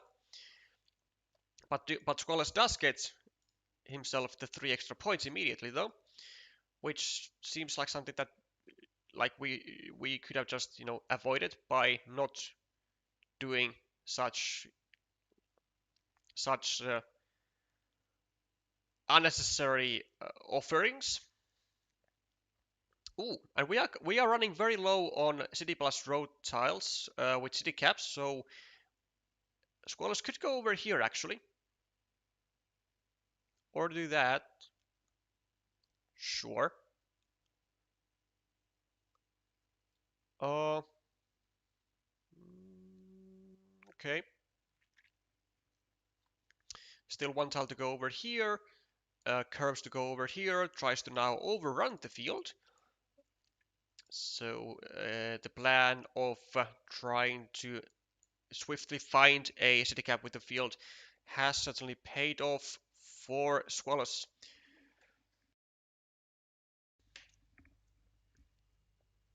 Now, how does Leuschi respond? He's -10 on the scoreboard, and soon he's gonna be also down on the field.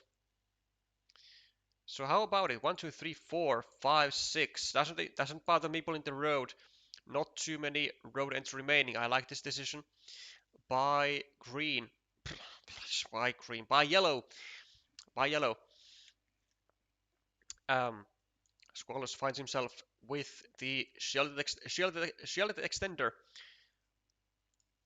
And honestly, I would have actually preferred these points right here, because Squallus is gonna be we always gotta assume that Squallus is gonna find himself the curve, which is the worst tile for Leuschi, and so we could go over here and create an like yet another attacking spot to the field, because we have like currently the meeple majority, and seems like we are going to be having also the long-term meeple majority by 1 meeple. So it would benefit us to have a lot of field connection opportunities over here, over here, over here, over here, and thus it would allow us to potentially win the field straight up. We also have a field connection opportunity over here, I guess, in some cases. 1, 2, 3, 4, 5. Yeah, still 3 straight roads. Squallus, honestly, I think would do all right if he goes here and places even a 3rd farmer onto the field, because it's at the moment it is at 9 points. It has a city cap over here, like a vacant one, another one over here. Oh, goes for a monastery. Actively disliked move. Actively disliked move.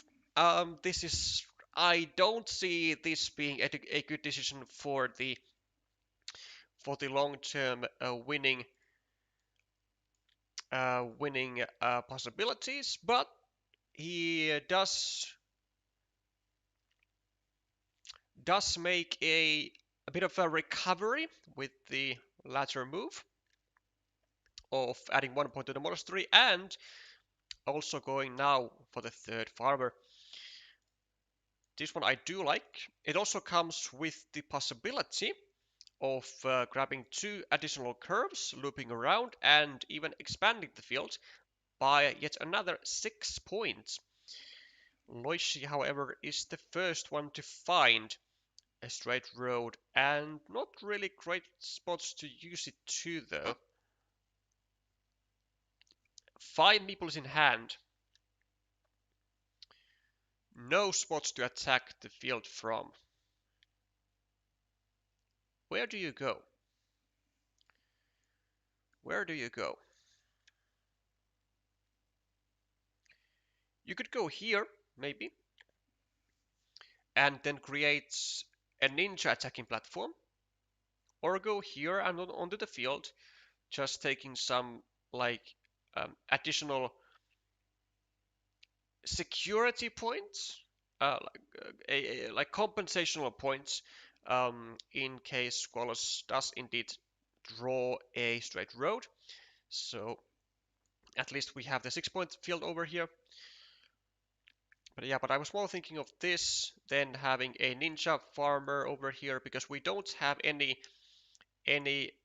field crossroads. But now we do get an attacking platform.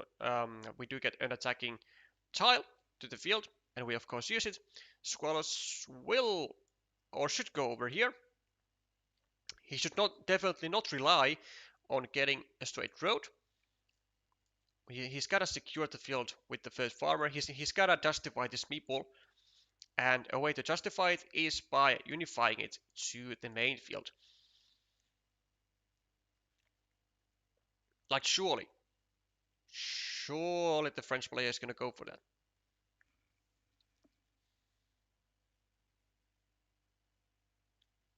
Does he have any other credible moves?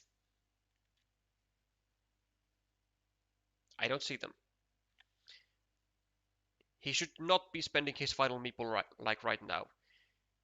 He should not do that. I guess he might be like thinking of going like still just waiting on a straight road and just going over here for like maximum efficiency. But I don't really see that working out all too much. Like it doesn't really make a difference whether you have this one extra point or not. I don't get why yellow took away a field connection option with the straight line below, and now he fights for the field. Seems inconsistent. But I mean, there isn't really like a lack of field attacking options for yellow. Like there's of course this, there was this one, and there in some cases there is still this one right here through like a straight road. Now there's also this one. Like there's gonna be additional field attacking options, almost like no matter what. And so Leuschi just wanted to score, because like he doesn't need 5 meeples for just the main field alone. And also, like, I guess in the worst case scenario, like maybe if he doesn't get like any sort of attacking tiles to the field, then I think Leuschi just wanted to prevent the extra value for red from this main field, because currently it was only like 9 points, like maybe 12, and for 3 versus 2 maturity, like that's still something that is like very much like concedable, let's say. Well, maybe not with this map though. It's very difficult to actually find value for like 6 points per meeple, if you think about it.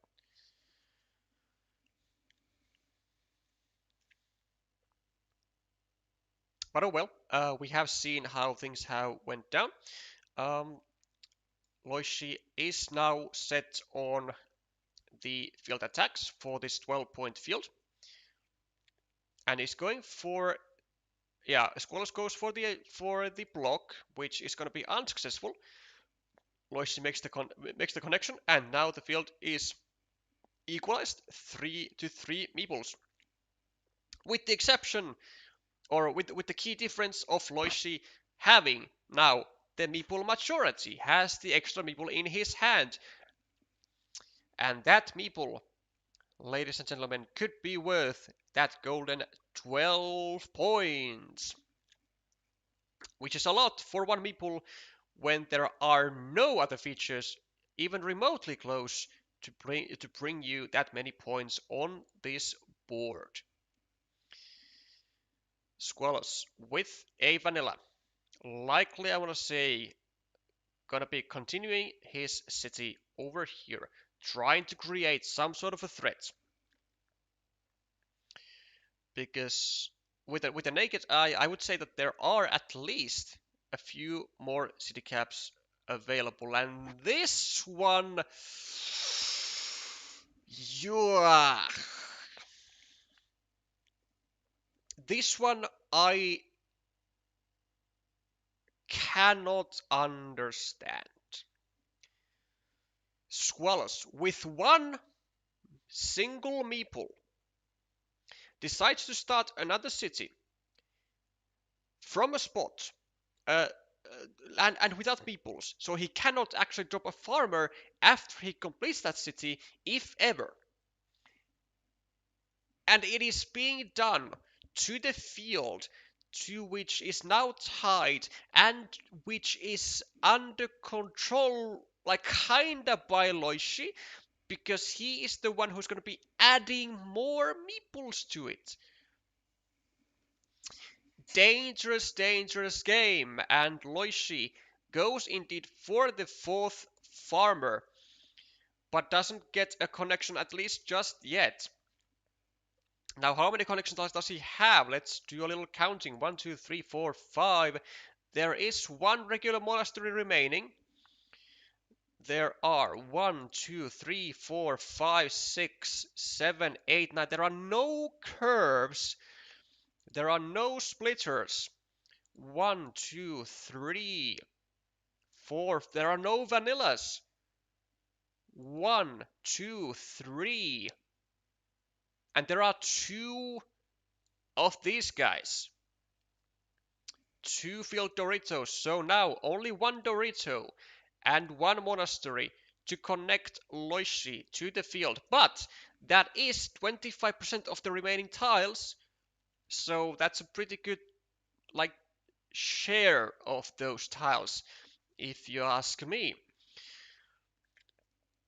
Squallus, however, is ahead on the scoreboard by 7 points, has the monastery for additional 6 points, so 13 points, 18 points, and this field is going to be 1, 2, 3, 4, 5, 15 points, so if Leuschi connects, he's going to be at -3. This small field right here is exactly those 3 points, so if Leuschi connects here, the players will be exactly equal, with the exception, and with yet another key difference, that Squallus has features to score too, has the city, has the monastery. He can take use out of seemingly inconsequential tiles by adding 1 or 2 points here and there. Which is exactly why Leuschi needs to still figure out how will he score after he connects, because he has to assume that he connects with this exact meeple. He will not have the luxury of adding his fifth meeple to the field. He must score quick points, road points, city points, whatever he can with this meeple. He must do so.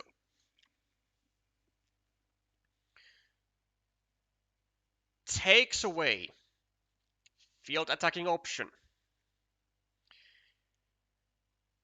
But I don't think it's gonna really be a good thing for Leuschi to do when he's gonna be taking into account his win condition.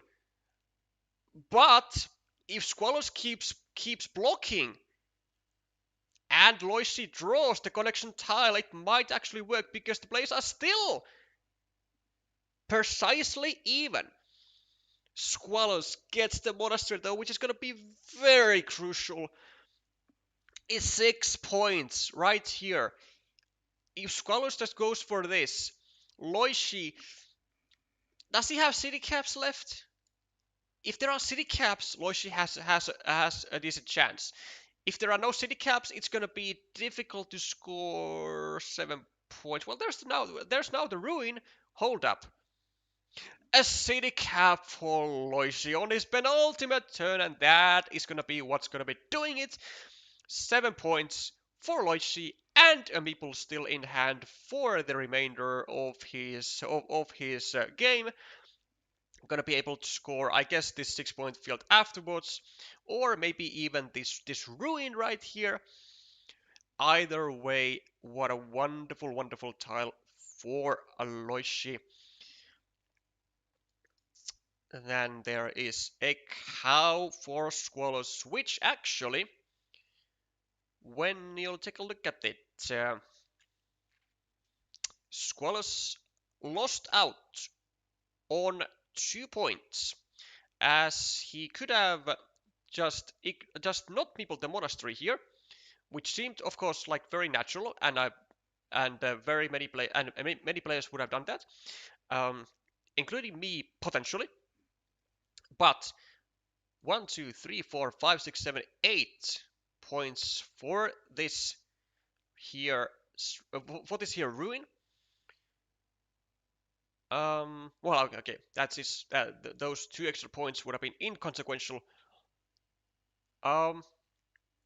Unless, ladies and gentlemen, unless, hear me out on this, Leuschi, after getting connection over here, because the remaining tiles were this city cap right here, this cow, and the straight road, Squallus will always lose if Leuschi draws the dagger and scores for the city, or just for the fields, because this will be again a 6-point move, and then +1 for whatever, versus a 9-point move when they are exactly equal. So anytime Leuschi gets the dagger, Squallus will lose the game if he goes for the monastery. Which means that because Squallus has only 1/3 of a chance to get the dagger, which honestly I don't think will win him the game, or will he? Will it? With a 33% chance, if he just goes here, +6, +7. No, it will not. It will not, because then Leuschi will just score this city right here for +8, and Leuschi will win. So Squallus will he will never win with this monastery right here, but there is a winning path though. If Squallus goes over here, does not meeple the monastery, then Leuschi draws the straight road first, is not able to score with it, and then Squallus draws the cow right here, goes for the 8-point success here, right? And yeah, just 8 points for this, and then Leuschi draws the dagger, goes for a 9-point. Well, that doesn't make sense though, because that is still like minus points. Wait, does Squallus win if he just doesn't go here and draws that? No, again. Wait, but Squallus can just take this ruin with the dagger if he gets it. And he can also take the ruin with the cow. So now, -6 difference.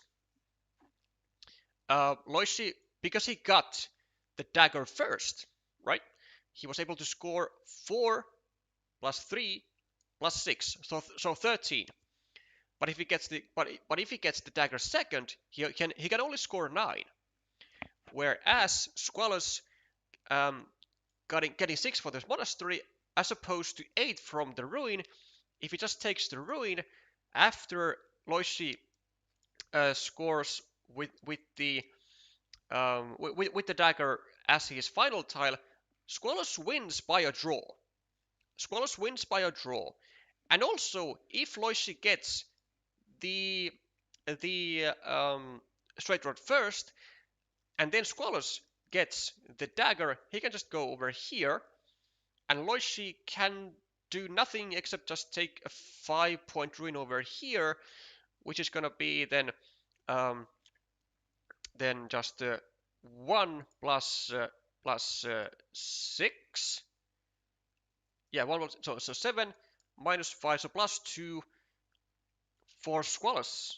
So yeah, Squallus had way better chances of actually winning if he does not people the monastery, but just leaves it empty and tries to get just has faith and has faith on Leuschi drawing the straight rod first, and then Squallus wins with either of the tiles.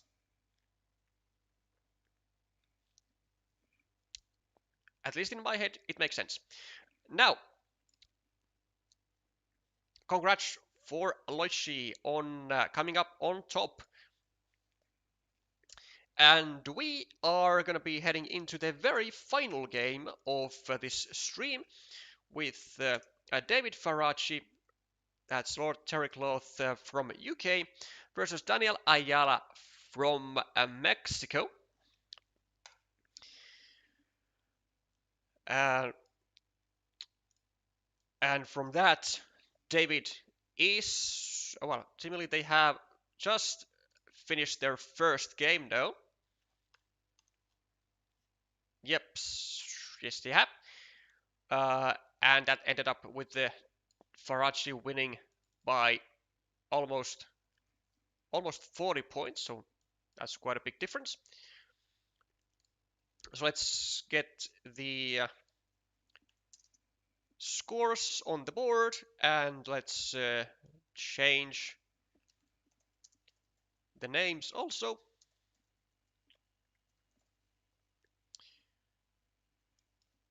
For the final time for the stream. UK somewhere down here, and then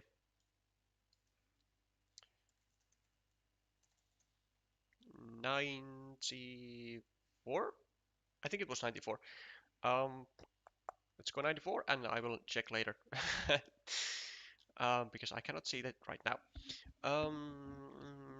Mexico. There it is.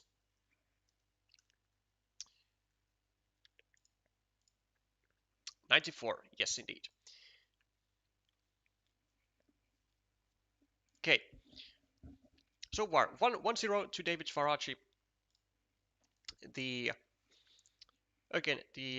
Both of these players were the representatives in the 2025 World Championships in the individuals. Daniel Ayala for USA actually, and Lord Terrycloth for UK as his flag stands. Both, I think they came somewhere in the middle of the pack. Both of those, I want to say. But feel free to check them out. You can just type into Google Carcassonne World Championships 2025, and you will be finding the tournament page from where you can check all the results all the way from 2025 until the very first World Championships ever organized in 2006.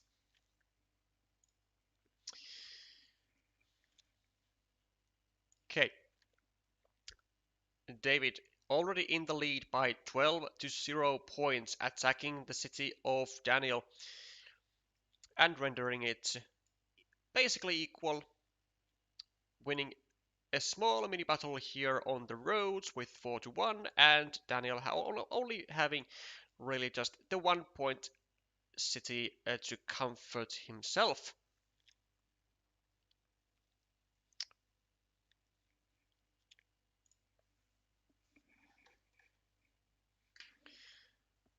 And using a lot of time here is Daniel. Doesn't have really like a great move to do here. Goes for just a bit of a restriction of the square here. Doesn't want to get restricted into a crossroad, of course. And well, I guess so kinda protects his city from the left side, although it might even make it like choosier for David to go here with another with another field crossroad, then grab 2 points, and then get also the platform to harass the city of Daniel.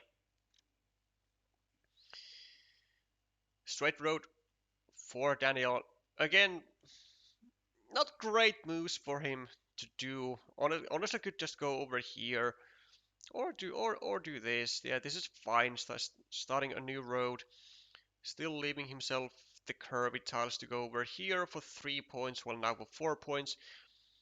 And for Daniel, are you wild? Are you feeling extremely wild? Do you go over here? I would not recommend it, but if you're feeling extra feisty, you could do that. I would just honestly I think go over here, indirectly finish my city, and start a new one, or you could just also go over here, I guess, um, direct the city either just to the left and maybe go on the field, or maybe direct the city on the right and meeple the city, then expecting to finish it and go on the field afterwards. Decides to go for the indirect attack, indirect continuation, which I like. And Terrycloth will be going in with the farmer. Daniel immediately with the extra points for the 3 point road with a crossroad.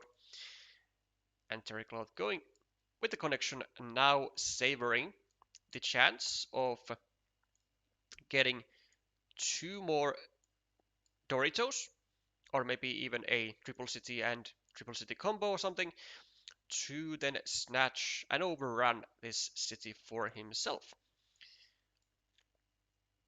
And for Daniel, we might just go maybe over here to try and mess up with this 1 point city of Terrycloth. Might go over here, try and make a loop eventually. Could be an option. Or what else do we have? Not a whole lot of other opportunities really. I guess this is an option. This is a bit of an option. This is actually a better version of that.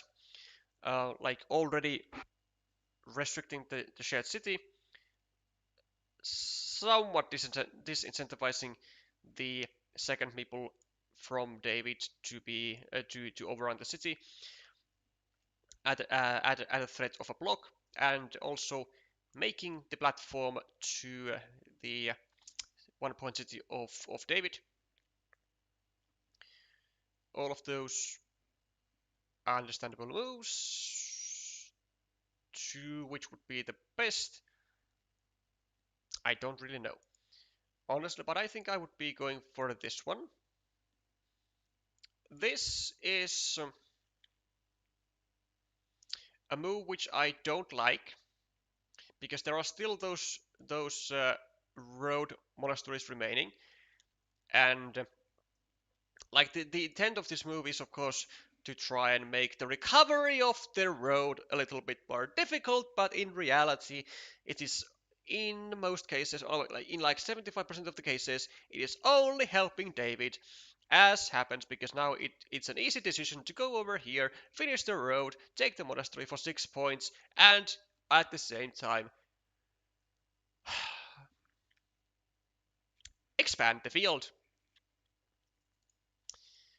a dream tile for David Faraci, and Daniel goes for even more restrictions, sacrificing a crossroad when he has two open roads. It's a really big investment if you ask me, and something which I absolutely do not like.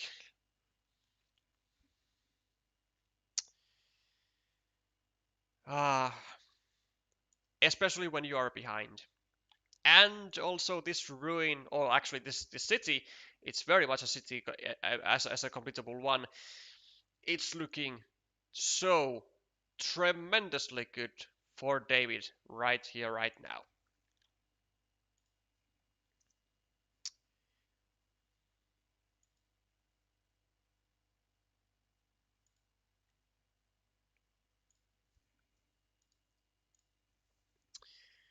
What do you do as Lord?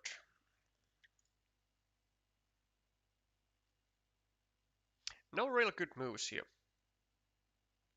2 points here, no. 2 points here, no. Going over here, indirect road, kinda okay. Going over here, no. Going over here, no.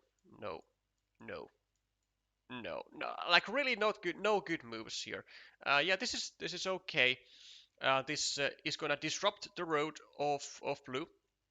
It's gonna create an easily recoverable road for Lord, but the downside comes of course from when he finishes the road. It's gonna create an attacking opportunity for Daniel. Which Daniel, who had the perfect attacking tile to the large city, is not taking advantage of. Instead, makes two more cities to the field of David, which I have to say is a tremendous oversight of the situation. Holy.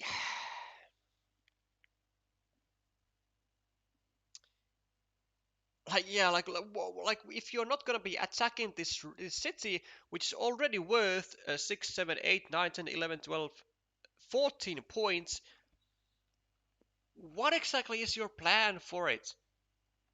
Just letting it be for 14 points, and with actually like a real credible chance of being able to be finished, and then only when David goes for like a city cap over here, and then you're like trying to hastily create opportunities for you, opportunities and platforms to attack as soon as possible.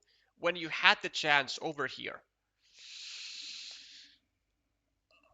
uh, I do not feel like Daniel's chances of winning were increased with this move. If anything, I think they were decreased.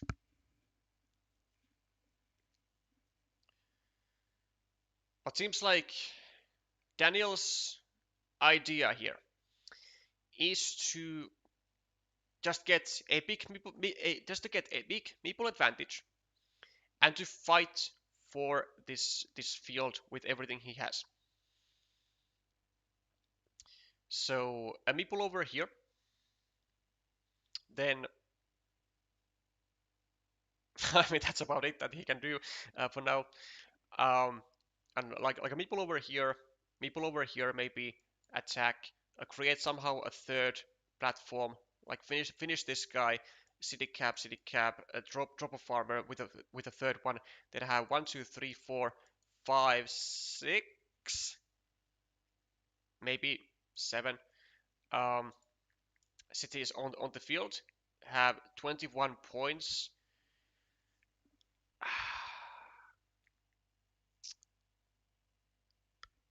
It's not good. It's not good. That's for sure. Daniel, do you go? This time he has had enough of blocking. This time he does not even go for the immediate block of the city, which might become detrimental to him. um, Terrycloth goes for indirect finishing of the city, leaving still tiles for Daniel for the block to go. But there are some decent chances to actually. Oh my god! What a tile! What a tile for David! Oh, he took that! Oh, come on! Wait, did he not have meeples? Wait, what? Oh, yeah, because he didn't have meeples. Oh, I was like, surely he's gonna go over here and take 10 points, but he didn't have meeples. Ah, okay. But it still feels. Ah, it still feels kinda wrong though. Because then, like, if you just go here, you are keeping your chances alive for the completion of the city, and you still had actually 1, 2, 3, 4, 5 Doritos. I think you still should have gone here. One thing that I think played a crucial part in David's, oh my god, and he would, oh, what a timing for Daniel to get this second farmer in, as David was preparing to take these 10 points after all. Yeah, but like one consideration that must have played a big part for David was the fact that the second Road Monastery was still in the deck, and that he really wanted to have a meeple in hand to score that. But to be honest, if you just go here and you keep your chances alive of finishing this right here city with such a juicy potential, I think David would have been doing a lot better, because he still actually had um, two extenders to go here, and then of course also the second um, tube divider. So still 3 tiles to liberate the meeple, and also not to let this guy into the main field, which is now under attack by 3 meeples from Daniel, because he is now banking on his setup of having a large meeple majority.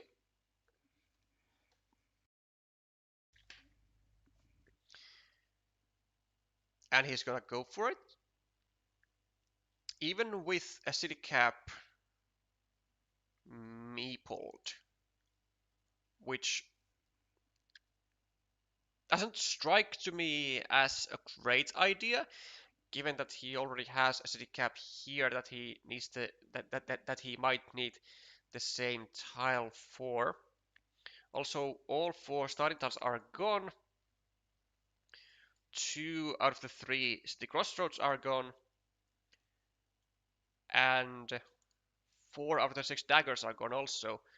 So Lord Terrycloth gets to bank on the setup of the final Road Monastery.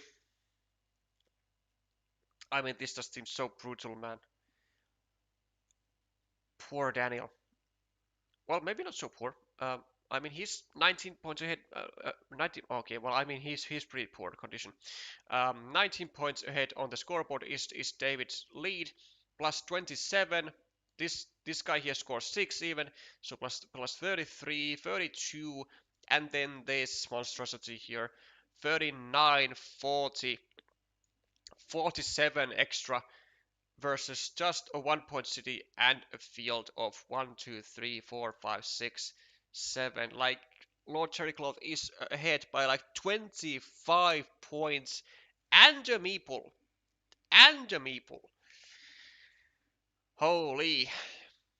This looks very difficult to lose for Terrycloth. Like, it looks real difficult to lose.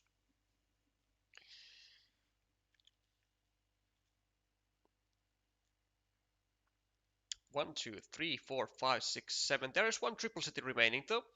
So Daniel, if he gets his hands on a Dorito, he could go over here, drop a city meeple, and equalize this 7, 8, 9, 10, 11, 12, 13, 14, 15 point ruin, which would be very much needed. Then finish this city, and hope, I guess, that Terrycloth drops a farmer here, then connect over here, and win the field 3-on-2 in the end. And then what? Finish the city, score with that farmer something somewhere. It's a very tall order, and a lot has to be. Yeah, and it's just a lot has to happen from just the deck side and from the opponent's side. And Lord does what the Lord does. He makes a good move and goes for the obstruction of the city for Daniel. And Daniel makes an inaccuracy, I think, because, like, sure, he adds a city cap to his field, but he adds a city cap in a way that does not increase the amount of tiles or the amount of city caps for Daniel to score for that set city cap. So I think he should have been going with the city cap over here like this, and then he would have been able to score for this city cap, for example, and then from also a city cap with a road on it. Gets away with the 8-point city though, so that's a start, though it's really not much given the situation. Terrycloth goes even with a new 7-point monastery, gets his first one, or second one rather, out. There are actually still 2 more monasteries in the deck. No, 1 more monastery in the deck. The triple city, some Doritos, I think, and at least 1 city cap to go here.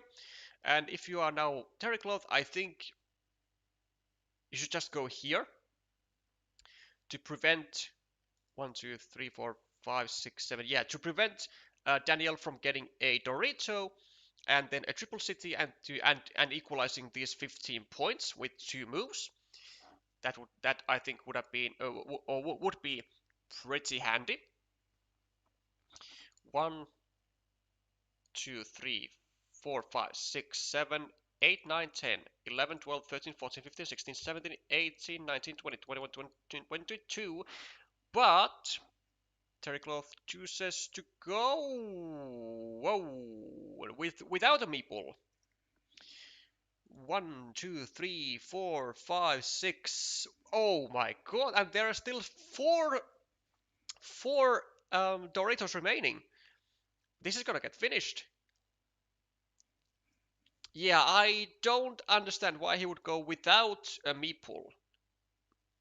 Because when Terrycloth is trying to prevent the city from being completed with the 1 remaining city cap, this doesn't actually do anything, because it still allows Daniel to find the city cap, to do exactly what he did, to go over here and to finish the city with any of the multiple remaining Doritos, I think. 1, 2, 3, 4, 5, 6, 7, 8. Okay, well, there wasn't as many as I thought, but still 2 Doritos, which he was able to find, was able to get an additional 3-pointers here, a monastery here, 1, 2, 3, 4, so 6, 8, 9, so 12 extra points for this city, which would have been totally preventable had Terrycloth just meepled the extender. I mean, it could seem kind of ugly investing a meeple to a 1-point feature, but it was to be done exactly for this reason. To not allow the sequences and to not allow the use of the city cap that was trying to be prevented in the first place. green with a curve. Now, still one Dorito, and I believe the triple city remaining in the deck. 1, 2, 3, 1, 2, yeah, oh, a Dorito and a cow remaining in the deck, I believe. And then actually one other tile. So we have to use Unbeatable somewhere for sure, so why don't we go just over here for 4 points. I don't think Terrycloth has to really care about the points. I think he definitely has to be ahead enough to not have to care about anything. Plus 12, yeah, I would just go for a 4-pointer. Daniel with the Dorito should be taking this 4-point ruin over here to prevent Terrycloth taking that with the cow, being left with a 3-point ruin or with a field, either or will do. And it's gonna be a nice 2-0 victory for David Faracci, and he'll be moving into the next stage of the qualifier in I believe, yes, in the winners bracket, playing against who was it against? Against the winner of was it against napalmEye and Thomas Check? I think it was either that or against squallus and Leuschi. Let's take a look. Let's go to qualifications, to Q1, to countries, to UK. There we go. Yeah, so against Thomas Czech. Oh, and whilst we are at it, let's of course add the points on the scoreboard. 2-0 for Faracci.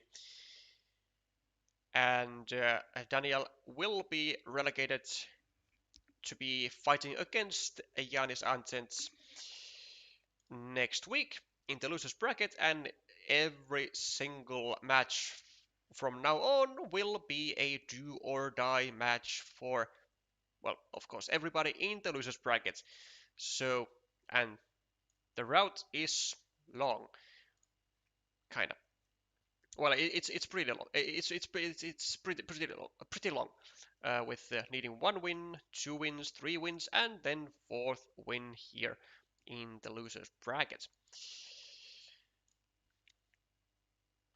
That will be actually. Wait, never mind. Huh? What the? Oh. So Shibos and Bobondi have now played then. Interesting. Let's see. It seems to be 2-0 right now, but okay, well, they have played now. Unfortunately, we did miss their games because they decided to play only 3 hours after they were supposed to. But a 2-0 is the final outcome. Bobondi will be relegated to the losers bracket. Let's for confirmations, let's make sure that that indeed is the case.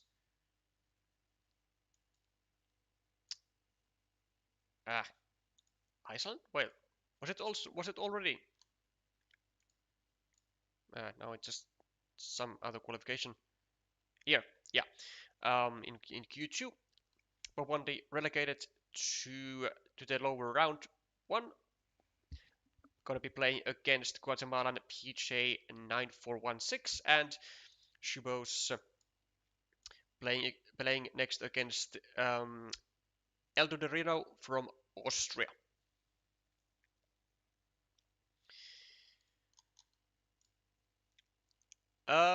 for the next streams, I have not the furthest of clues yet, because I might or I might not be here sitting at home next weekend, and if I am, I will be streaming. If I'm not, I'm not. Um, I might be doing some streaming on the weekdays, but uh, don't count on it too much. In either case, this will be certainly interesting. Lawyer Phosphate in the on the upper semi-finals in Q4 on Thursday. Thursday at 60. Well, at 1400. So yeah, that's something that I will definitely not be streaming, but I will be watching. I'll be watching. And for the others, not really gonna be going for the streams on these. I think it's like not really convenient times for me on the weekdays. But yeah, as said, that is going to end our marathon stream of this Sunday. Again, congratulations to all the winners of today of Pricci, Thomas Check, also Terran against Cariali, then to Andreas Leuscher, to David Faraci. Leuschner, excuse me, and of course to Shubos as well. If someone knows the real name of Shubos, then please DM me.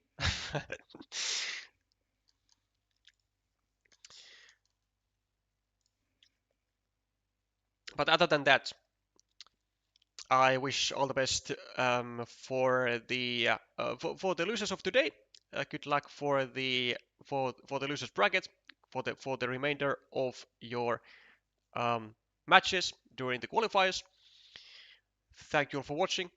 Thank you all for sticking all the way until the end. And if you did enjoy this type of Carcassonne content and would like to see more of it, then there is an easy way to support the channel by subscribing, by liking the stream, or if you're watching this afterwards, then do leave a comment under the stream. What did you think of it? I'll be seeing you hopefully next week with some more CCL qualifiers. Bye for now.